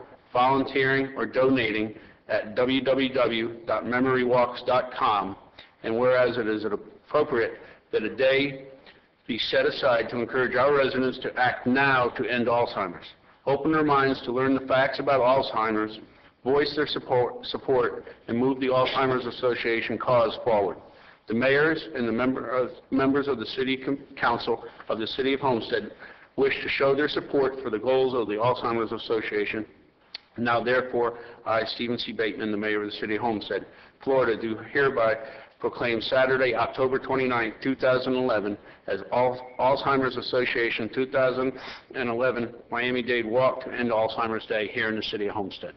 So I know that this touched right to our mayor's heart. So I encourage everybody that can get out to walk on that day or would like to start a team, please go to the website here again, and I'll mention it, www.memorywalks.com, and see what needs to be done to start a team or go up as an individual. Thank you. Thank you, Mr. Burgess. Okay, the next item, Robert Levy, legislative update.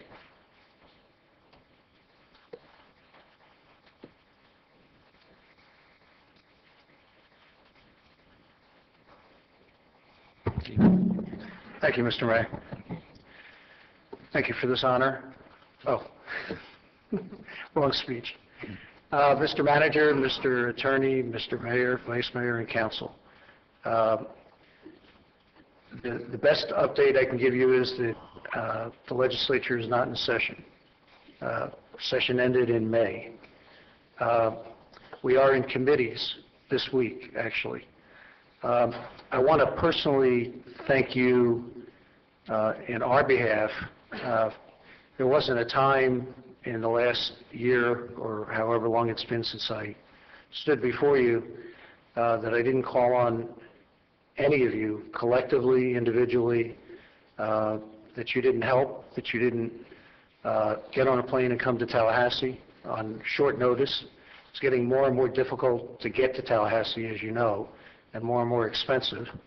And so I'd like to personally thank you for being there and for the personal time and commitment that all of you have given to us to help us do our job for you. And in saying that, I'm going to shorten my report because I know you still have a very long agenda. And I've met with most of you individually, if not all of you, at one time or another, and gone over this. Had the opportunity to review this today with the manager, and I do want to mention a couple of issues. Number one, I have great concerns about the current and future for the CRA. The mayor was personally very involved in helping me when there was an assault on the CRAs. And of course, you can't assault the CRAs in Homestead. You have to assault all CRAs in the state. Interestingly, there was only one bill that had been filed and that was germane to the attempt to do away with CRAs, and that bill was filed by Representative Dwight Bullard, our state representative. And he had tremendous pressure from the county to take amendments that would have ended up returning all dollars and doing away with the CRA. And he should be commended by the people of this community for holding tough on that issue. It's coming back. The governor released his personal agenda for the year, and he's assaulting special districts, all special districts. There are 1,900 special districts in the state of Florida. Those special districts have a budget of about $15 billion. It's his sense that those are dollars that the public doesn't get to vote on. Those are dollars that don't have public hearings, as you had tonight on your budget. And he's very concerned about that. And so that battle will be back again. An issue that we've been very involved in, and I'd like to publicly say that the Vice Mayor is the one that actually initiated this effort. But it's actually a statewide effort, and in fact, it's a national effort. And I know I've had some discussions with Councilman Shelley about this, the Rails to Trails. We were successful. They're very caring and concerned people that are involved in this issue. And we have one of the prime areas between the two parks that's a perfect area for a trail. And we were successful in getting it, and it was $10,000, a $10,000 grant from Coca-Cola that's going to be utilized to provide signage and wayward direction for people when they use that trail. So we're going to continue that effort, but unfortunately, every year they lose more and more staff in Tallahassee, and this year there's an effort to merge them into the Florida Parks and do away with the Rails to Trails Council. We're going to be fighting that, and I know Vice Mayor Waldman will be helping with that effort, and Councilman Shelley. I want to talk about another issue that I know you've heard about, and I have a little update on that. I know that we were all very distressed with the veto of the $750,000 for farm share, which not only provides a lot of service in this community, but is housed in this community. This is their home. All of you have been involved at one time or another in their activities. The legislative budget request of the Department of Ag came out over the weekend, and they are not in their legislative budget request for 2012. So I talked to Patricia Robbins over the weekend, and we're going to put her together with staff in the governor's office next week. But apparently Commissioner Putnam doesn't want to put anything in his budget that's going to get vetoed, and he wants assurances from the governor's office that it's not going to be vetoed. So it's not lost yet, but surely you know that $750,000 was half their budget. They have a $1.5 million budget. Other issues that are of interest and concern, the Citizens Transportation Trust Fund. We fought an effort this year by the county to charge you for all the new municipalities to come out of your share of those dollars, which was contrary to the deal that then County Manager George Burgess made. We put language into a bill, but unfortunately all the transportation packages fell at the end of session. We're going to be back again this year to try to move that forward as well and put it in the statute so there's no question who pays for new municipalities out of the CITT. One of the biggest bills that is coming this year and is of interest and concern to this community is immigration. It's on the governor's priority list. It will be a legislative priority for the coming year. It's one of the most difficult issues for this community and for our delegation because of the background and community of interest of our delegation. So we're going to be in the throes of that as well. The last thing I would share with you, well, three things. Red light cameras. There's going to be another effort to repeal red light cameras. We're going to fight to sustain it. I don't know how many more years that'll continue, but it's a shame that it has to be a threat every year once the vote has happened and you have invested, the companies have invested, and there's investments all over the state in the safety produced by red light cameras. So we're going to be fighting that as well. We had a slew of gun laws that were on the table this year. And regardless of how you feel about the Second Amendment and guns and wherever your interests lie in that arena, they passed a bill this year that did something that I've never seen in government. They passed a bill that says that you are personally liable for any action you take with regard to any gun laws that might supersede any state laws.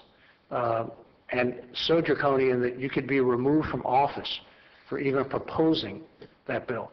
And that's the law of the state of Florida today. And I've never seen that kind of an assault on local government.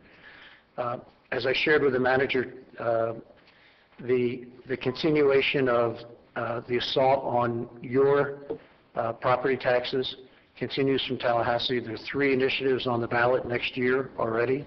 There's 2 that were proposed today. One, just to give you an idea how dramatic it could be on your budget, one of them is if you have owned your property for 20 years and you turn 65 years of age, you don't have to pay property tax for the rest of your life. I like that. It's coming. You can vote on it next November. I will. There's going to continue to be an interest in your pensions and the local pensions. And finally, I would tell you that we'll continue to work with the mayor and staff on the 4-laning of the roads and continue to push DOT to make sure that we get our share of transportation dollars. I think Representative Artiles has done a great job in that and should be commended for that. And I'd urge you to watch the reapportionment process. It's going to be very important to this community. There's going to be a total change in the 1 Senate district. It would be my hope that we don't lose the seat that Representative Artiles holds. And the more people that we have representing the city in Tallahassee, the better. So with that, Mr. Mayor, I thank you for the honor to continue to represent this great city. Thank you, Bob. Questions from council? I just would like to reiterate again, we've heard this twice from you, Bob, and that is the CRA funds are at jeopardy, and we need to really come together as a council and get the funds appropriated to projects here in Homestead that we can actually, get shovel ready very quickly, because I truly believe that those dollars are very much in jeopardy. I agree. They are. Thank you. Thank you, Bob. Thank you all. Okay, Elvis, information.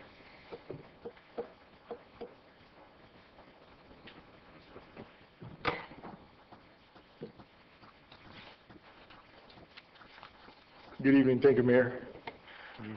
At this time, I would like representatives from En Familia to come forward for a presentation. And thank you. I want to thank everyone for being patient. I know it's been a long meeting today.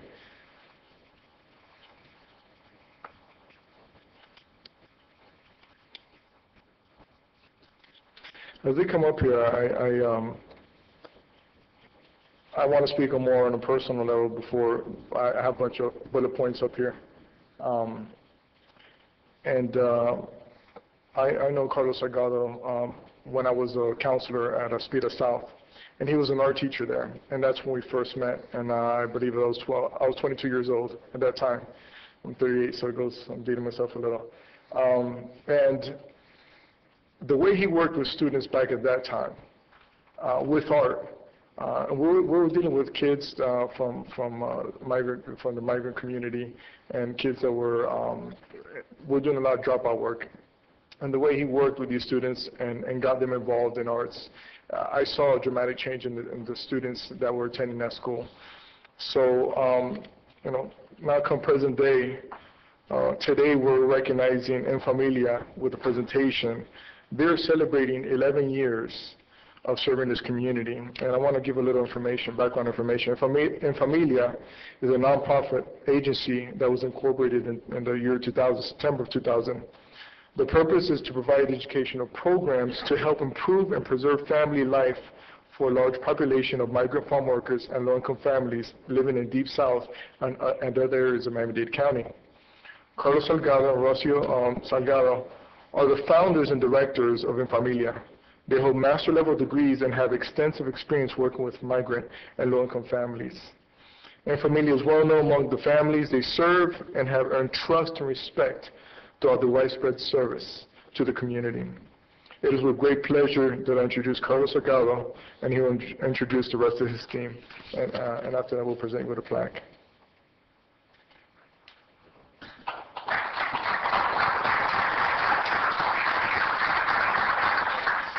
Thank you, Elvis, and Mayor and Council.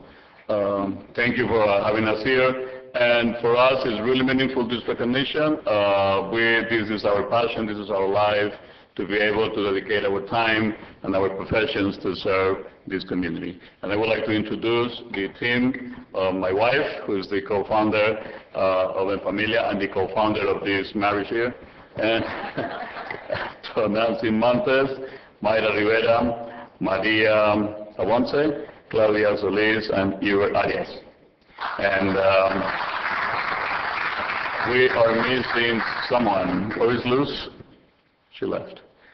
So thank you. Oh, that is.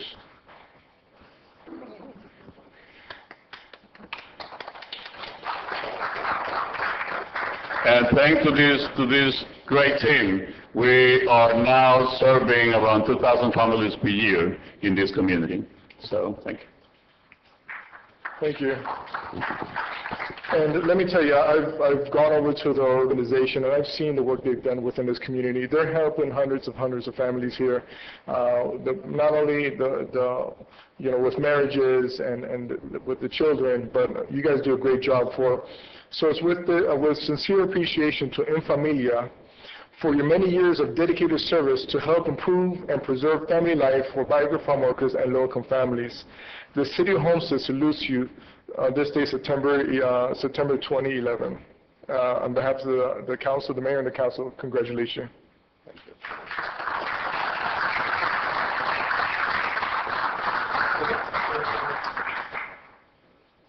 Thank you, guys. Always do to the back.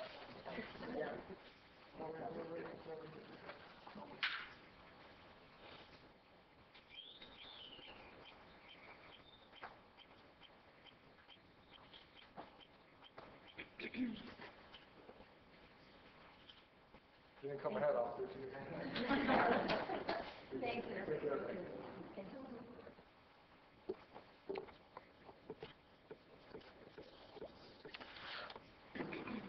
Okay, moving right along. Ms. Fornell, finally we get up here. We are now in the public power. We're going to do the Public Power Week presentation. The Poster Contest Awards. I'm happy to present awards to the schools that participated in last year. Oh, thanks, Sam. That participated in last year's public poster contest. The annual Public Poster Week event and contest helps teach students about energy, conservation, and safety. Students put together a poster with artwork related to the theme. We had over 200 students participate from 10 local schools. And at this time, we would like the representatives from the following schools to please come out to receive the award on behalf of your students. So you guys just go ahead and come on up here. I got to give an applause to the principals of the schools in this region. They do phenomenal work. They stood here the test of time of today to receive these awards, so thank you for your patience. But also recognize the commitment to the schools. And I'll mention the schools now. On behalf of Coconut Palm and Air Base Elementary, Raul Casadilla is going to be receiving the awards. And what I'm going to do is I'm also, let me see what else. Coconut Palm, okay, you're here now. Okay, you're here, okay. Your name is? Michelle Bush. She's assistant principal from Coconut Palm Elementary. Thank you for coming out. From Camel Drive Elementary, Thelma Fornell. And she's also going to be picking up the award for Florida City as well. For Chapman Elementary, Margarita Morillo. Gateway Environmental, also Margarita Morillo. From Laurel Sanders Elementary, Margarita's also going to pick up that. We might want to give her a hand here. From Leisure City Elementary, Magda Perida. And also from Mandarin Lakes, Michael Lazo. Pesco Elementary, Magda Piera. And also for Leisure City. These are the recipient awards, and with great honor, we thank you for coming here representing your schools. And we hope that, we thank you for the participation from your students, and they did a great job. So thank you for everyone here. With that, I'm going to bring up Ken, who's going to give us an update on Power Week. I would just like to take this opportunity to welcome all of our customers and the general public to this year's Public Power Week events that we have. This year, Public Power is October 2nd through October 8th, and it's in conjunction with the American Public Power Association, which represents over 2,000 municipal utilities in this country, and we serve 46 million customers across the nation. And our big event this year is going to be at Harris Field on October 8th. It begins at 1 o'clock and lasts till about 5. We have free food. We have games for the kids. We're going to have a DJ. In addition, there's a poster contest going on right now with the deadline tomorrow. We're going to do the awards for that. And there's also going to be an Energy Mascot Award contest this year that is going to be done by the individual schools. And the deadline for that is September 29th, so there's still time to get an entry in for that, and we'll also award that on that day. I'm just sorry that the Waterstone community has already left, because we sure like to get this out to the public to come and have a good time at this picnic. Thank you.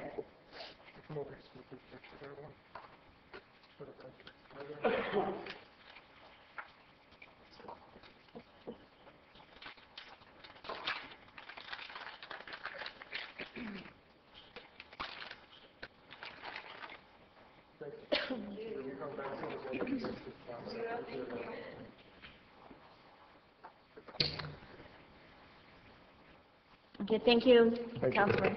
The mayor stepped out for a few minutes, so I'm just going to move right along. The reason I had the kindness awards on this agenda was because I thought we were going to have a packed house, and I just wanted to share it with everyone, but I'll go ahead and do it now. As I started 10 years ago, because of the kindness that this community received from Hurricane Andrew, from all over the country and all over the world, I initiated a kindness award. And you know, when you're in your darkest hours and somebody comes forth and they just show you a random act of kindness, I think that just means so very, very much. We certainly have seen those acts of kindness over the years, especially when we were in dire straits after Hurricane Andrew. I know I didn't have a home for 2 years, and then I'm not unusual. There were so many people. So during the month of September and October, residents are invited to send letters to me detailing a random act of kindness that might have been shown to you by a friend, a neighbor, a relative, coworker, teacher, and we usually even have an animal award in there too. So it's something that I really love to do, and it's my wish to play it forward by appreciating, acknowledging, and celebrating those who show what a simple act of kindness can be. So if you'll send your letters to me, through the city, to the clerk's office, to the city manager's office, we'll be sure to get them all together. Now, I canceled, and do I see Dr. Greer still here? My dear Dr. Greer. I canceled the Parks and Recs presentation, but I just wanted, because Dr. Greer, the length of the hour, but Dr. Greer, I'm telling you, he and his church and the people, they came forth for us in the 4th of July presentation, and we're going to have another presentation to thank everyone who helped us, but it was amazing. We had 17,000 people at the free 4th of July event at the Homestead Miami racetrack. So. The Main Street was canceled as well. I figured you didn't want to sit and listen to a 12-minute presentation on a night like tonight. And the last one that I'll go into, and again, I put it on here because I thought I'd have a big audience, and that is that in conjunction with the Dade Medical College, we have a campaign going, and as you all know, I'm a breast cancer survivor. So this is called the Go Pink campaign, and October is Breast Cancer Awareness Month. And there's going to be 500 mammogram screenings that will be donated to the public. And we'll have, Begonia, you'll make sure that everything is on the web and our city website and also on the television. But they've partnered with Coral Gables Hospital, Hialeah Hospital, Palmetto General, and there's a slew of places here where you can go. No questions asked. Don't care if you have insurance, don't have insurance. I just want to make sure we save lives. So that's 500 mammograms. It's going to be given out. There will be coupons that you'll have to pick up to go and, to redeem your mammogram. But I guarantee you, it can save your life. It saved mine. So, thank you, Mayor. Thank you. Okay, next item is the consent agenda. Motion to move that forward. So moved. Thank you. Second? Second. Okay. Let's do a roll call on that. Tabs 1 through 24. Madam Clerk? Councilman Burgess? Councilwoman Lobos? Yes. Councilman Maldonado? Councilman Schilling? Yes. Vice Mayor Warman? Yes. Mayor Bateman? Yes. The motion carries. Thank you, Madam Clerk. All right, what public hearings? Mr. Mayor, we've already read the statement on the quasi-judicial public hearings. We do have another public hearing dealing with Oasis, and at this time, if the clerk would swear in any persons who wish to testify on the Oasis item. Please stand and raise your right hand and repeat after me. I state your name. Hereby swear or affirm that the information I present shall be the truth and nothing but the truth. So help me God. Thank you. You may be seated. Yes. Yes, tab 25 is a resolution of the City of Homestead, Florida, granting final plat approval for Martinique at Oasis, located in the southeast corner of the Oasis PUD, west of Southwest 147th Avenue and north of 328th Street, North Canal Drive. As legally described in Exhibit A, an approximately 16.13-acre site consisting of 241 single-family units and providing for an effective date. We entertain a motion to move it forward. Move it. Second? Second? Second for discussion. Okay, second for discussion. We have staff report. Yes, sir. Staff recommends that the mayor and council approve the resolution for Martinique at the Oasis final plat. The applicant seeking the approval of the final plat for a residential development consisting of 241 fee simple lots located at the southeast corner of the planned unit development entitled Oasis. Tentative plat was reviewed and approved by the City Council by resolution 2011-0434 on April 25, 2011. The plat was reviewed and approved by the city surveyor in his letter dated July 11, 2011. Thank you. Questions from council? I got one. You got one? I'm looking down here. He's ready to flip his mic on you. Yes? No? Yes? No? And then I thought she was going to start. I'll go ahead and... Go ahead. Please, I like to go last. I believe the first time I ever saw this would have been around 2004. Is that about right on the timeline? 3? And I know that I stood on that side of the podium against it then. And unfortunately, I guess for the applicant tonight, I'm on this side because I'm still opposed to it. When you do the math that's presented to me, you come up with 15 units per acre. And if you follow their equation of using the lake, green space, and whatever, you come out to 11 units per acre. What I thought we had reduced the amount of high density, the number of what high density could be. Could you tell me why I should allow 11 units per acre again? If I use his theory to get to 11.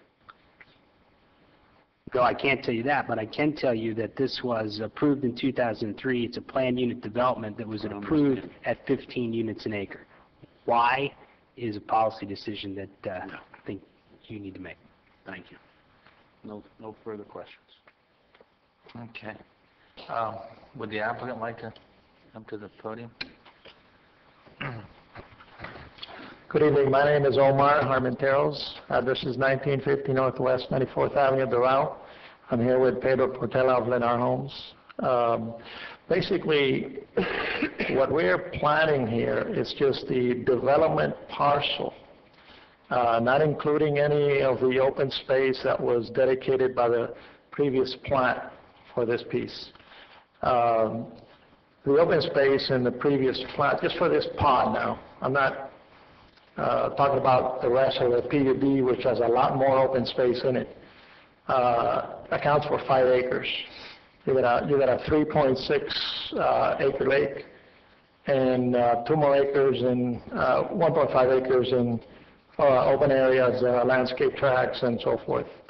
So really, when you do the math, and I'm not including right-of-ways either, if we put in the right-of-ways that were dedicated by the development, that would also bring down the density. It comes out to 11.37 units per acre on a net basis. As you go gross, it would be even more or less a reduction in density. But throughout the PUD, the density is less than that 11 units per acre. And I guess more than that, I just want to hear that you feel comfortable in selling 241 homes right now? Well, the reason we're here is because this particular pod is approved for 246 units, condo units. And in the market today, you can't sell a condo unit. You have to be fee simple. And what we're doing is we're reducing the density by 5 units, 246 to 241, and allowing for a townhome product instead of a condo. That's the reason why we're here.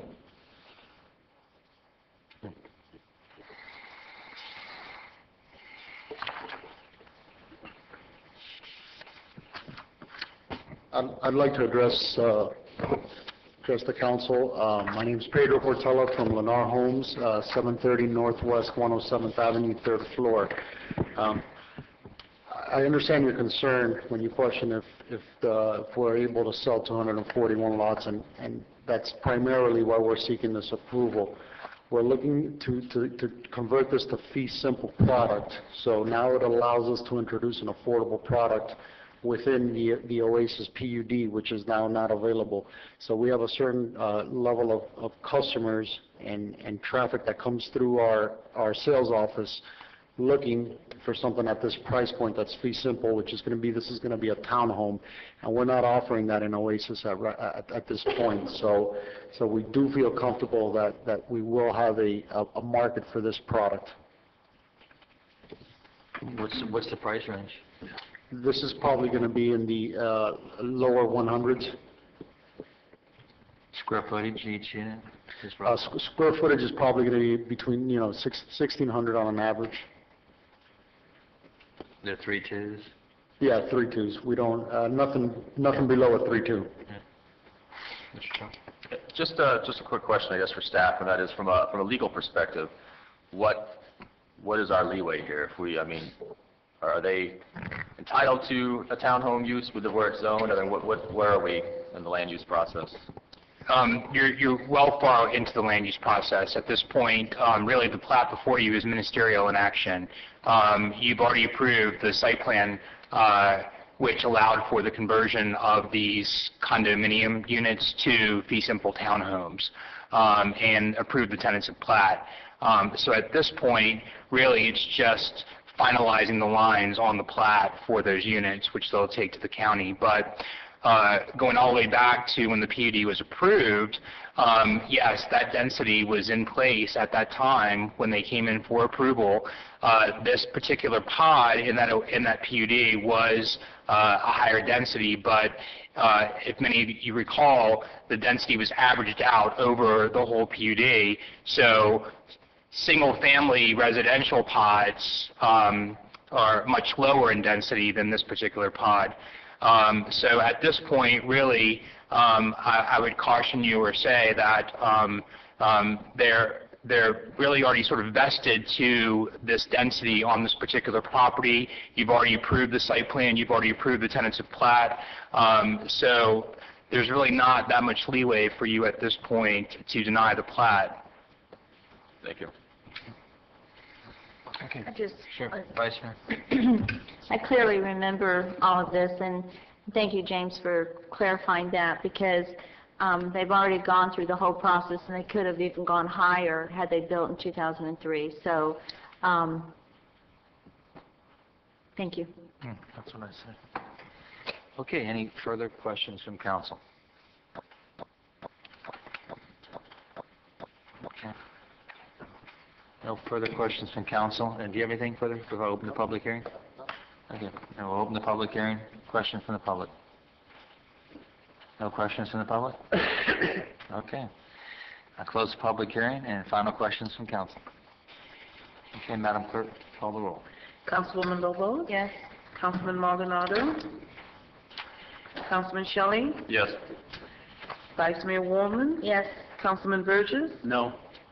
Mayor Bateman? Yes. The motion carries. Thank you. Okay. So we did 26, correct? That was I can't forget that one. 27, tab 27. The ordinance of the City of Homestead, Florida, amending the City of Homestead Code of Ordinance by amending Chapter 2-411, purchasing limitations of Division 2 competitive bids, of Chapter 2 administration, authorizing a grant of local preference in competitive purchasing unless otherwise prohibited by law, regulation, or agreement, providing for an increased local preference, providing inclusion in the code, severability, and an effective date. This is the first reading. Thank you, sir. Move it. Motion. Thank you. Second. Second. Thank you. Staff report. Mayor, staff recommends that the mayor and council approve the attached ordinance revising section 2-411, purchasing limitations of the City of Homestead Code of Ordinances to increase the preference given to local businesses participating in the city's competitive procurement process from 10% to 15%, while at the same time requiring that the local vendor match the lowest, most responsive quotation, bid, or proposal in order to be issued the awards. Okay, questions from council? Okay, no questions to council. I'll open the public hearing. Questions from the public? God, I was hoping that we'd have about a half a dozen vendors here saying, wow, this is a great deal. 15%. I can match the lowest guy. Michael, get the message out of my way. They must have. This is a great deal. Okay. Hearing no questions from the public, I'll close the public hearing. Final questions from council. Okay, Madam Clerk, roll call. Councilman Shelley? Yes. Vice Mayor Warman? Yes. Councilman Burgess? Yes.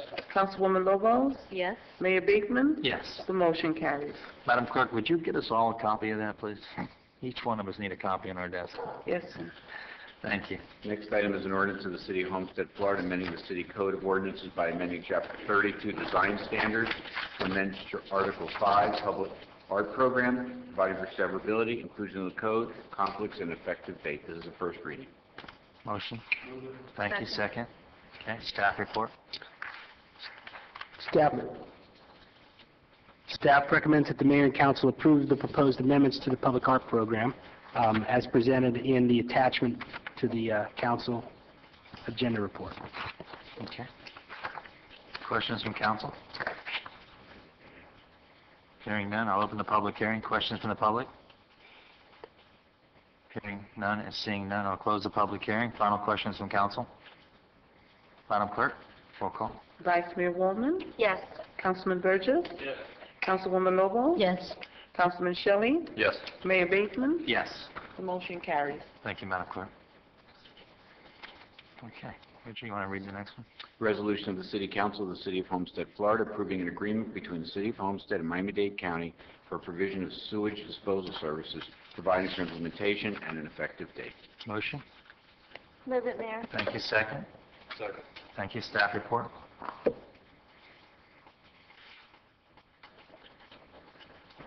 Don't fight over it. You should. No? It's staff's recommendation the mayor and council approve the attached resolution, a revised interlocal agreement by authorizing the city manager to enter into an agreement with WASD for sewer disposal services at a wholesale rate, which was previously approved by the council at June 22nd council meeting. Thank you, sir. Questions from council? Hearing none, I'll open the public hearing. Questions from the public? Hearing none, seeing none, I'll close the public hearing. Final questions from council? Madam Clerk? Councilman Burgess? Yes. Councilwoman Lobo? Councilman Shelley? Yes. Vice Mayor Warman? Yes. Mayor Bateman? Yes. The motion carries. Thank you, Madam Clerk. Tab 30. A resolution of the City Council of the City of Homestead, Florida, approving a renewal of the consultant agreement between City and MT Causley, Inc., according to the City Code Section 2411.182, exemption from competitive bidding, providing for an effective date. Motion? Thank you. Second? Second. Thank you. Staff? It is staff recommendation that the mayor and council approve the attached resolution authorizing the city manager to continue the professional services agreement with MT Causley Incorporated in an amount not to exceed $375,000 for the upcoming fiscal year. Okay. Council? Questions? Hearing no questions, I'll open the public hearing. Questions from the public? Hearing no questions from the public, I'll close the public hearing. Final questions from council? Hearing no final questions, Madam Clerk, call the roll. Councilman Shelley? Yes. Vice Mayor Warman? Yes. Councilman Burgess? Yes. Councilwoman Lobo? Yes. Mayor Bateman? Yes. The motion carries. Thank you, Madam Clerk. Okay, business from the city manager. No report. Thank you. City attorney? No report. Councilman Shelley? Nothing? Yeah. Thank you, Mayor. I got three quick things. The first, I wanted to ask Julio, I know we discussed the crosswalk there across from, I think, Campbell Drive Middle School. I got some questions from residents who had concerns about the students crossing there where there was no crosswalk and at that red light, and there was no crossing guard as well. I know we discussed it, but if you could just maybe give a public response to that so that they know what's going on. In reference to that issue, the county is issues regarding traffic signalization, or in this case, markings, traffic markings, are under the jurisdiction of the county. And also, as a matter of fact, that roadway is a county road to begin with. You're right, there is an issue there regarding kids crossing beyond the school zone in an area that is not designated for crossing. We have contacted the county on more than one occasion and have expressed our concern regarding that issue. We deem it as a safety concern. However, the county is basically stating that the crosswalks are available for the students, and those are the ones that should be used. In other words, that we shouldn't change signalization to promote an illegal activity in this particular case. So they're sticking to that. However, I have set up a meeting with them to discuss it further, and I've even asked them if we want to meet, we can meet at the site so that we can see it happening in person. I've seen it myself also. But that's where we're at in terms of with the county and that issue. There's been also talk about crossing guards, etc., to be added on those intersections, and those are under the public school jurisdiction as well. So we've also contacted them regarding that issue. So, Thank you very much for the update. And then the two other issues I have are for council consideration. One of them dealt with, which came up at my town hall meeting, and that is dealing with the International Air Show. I keep getting questions. I was actually meeting with Jeff Atwater the other day, and he brought up the issue of the air show. I met with our federal lobbyist regarding, the air show, and the city of Homestead hasn't really taken any official position or action, and so I can only speak for myself and my position. But I think that the International Air Show, if it were ever to come to fruition, would be a real economic engine here for the city of Homestead and for South Florida in general. And so I didn't know whether or not we wanted to maybe pass a resolution or something that we could show that the city of Homestead has taken a stand, or at least what I'd like to do is propose drafting of a resolution that we can then discuss and take a vote on, so that from that point forward there's an official position from the city. Okay.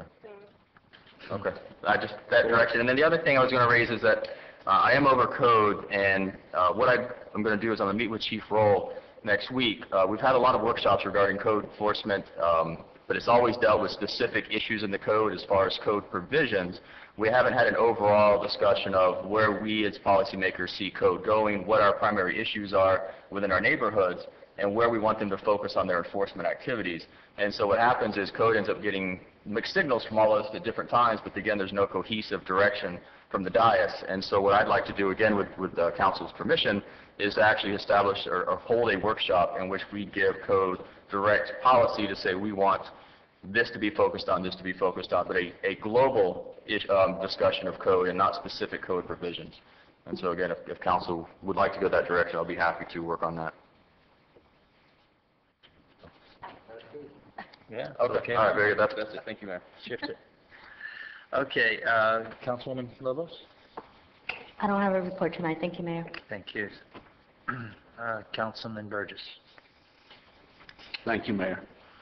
This morning in a meeting with our manager and Mr. Brea, and I spoke about the Keysgate Charter School and some of the traffic problems that have been brought to my attention, and I've gone over there and sat, so I'd like to see perhaps if we, through the manager, could get them down here and we sit down with our I guess, the chief and Sergeant Sermon, who's pretty much their traffic guru from the police department, and see if we can get some of these wrinkles that we still have over there hammered out before they continue on.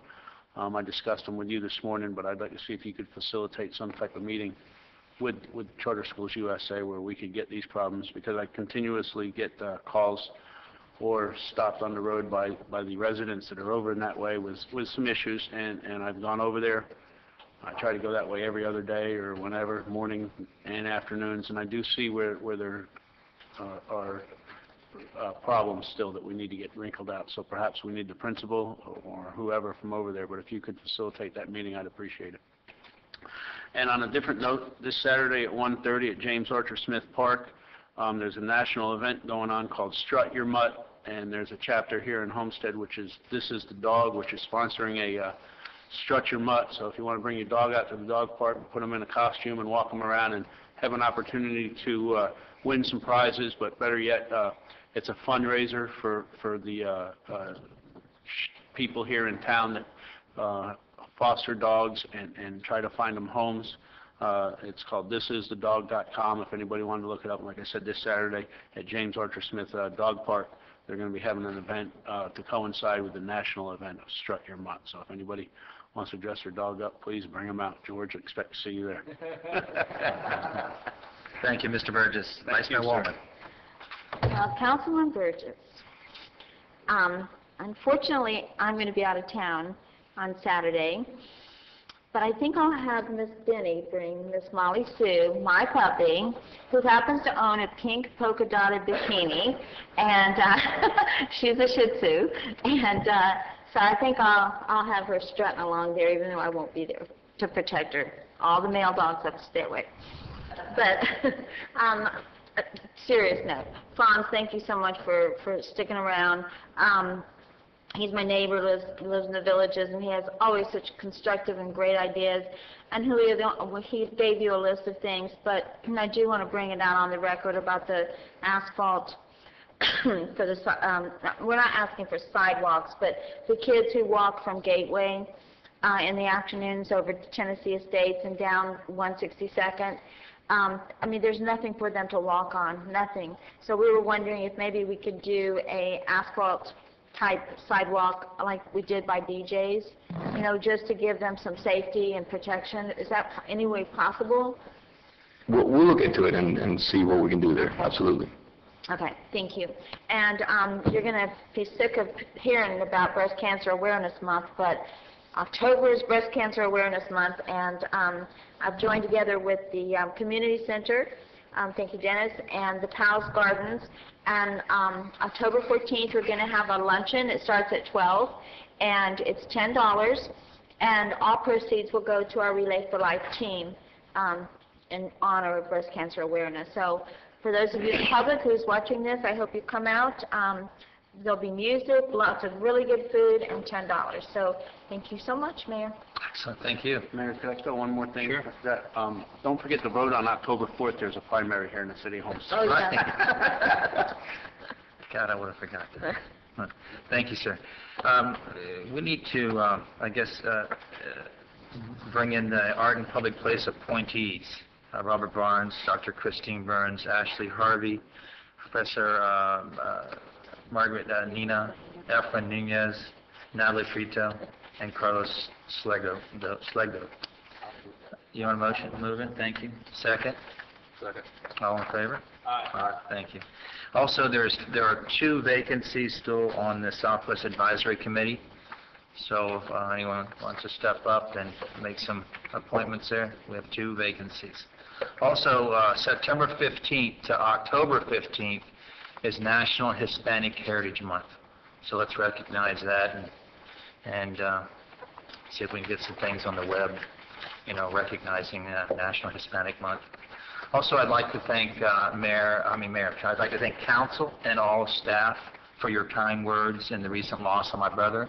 I appreciate the flowers were beautiful that you sent, and your words meant a lot to me. Thank you very much for your kind words.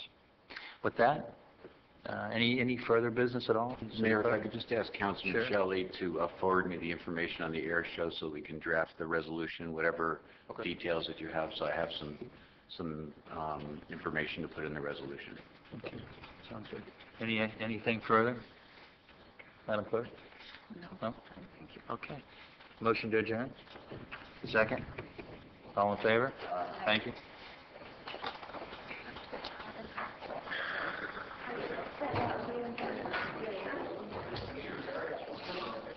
Oh, yeah, I'm going to have Lourdes call you. Lourdes is going to call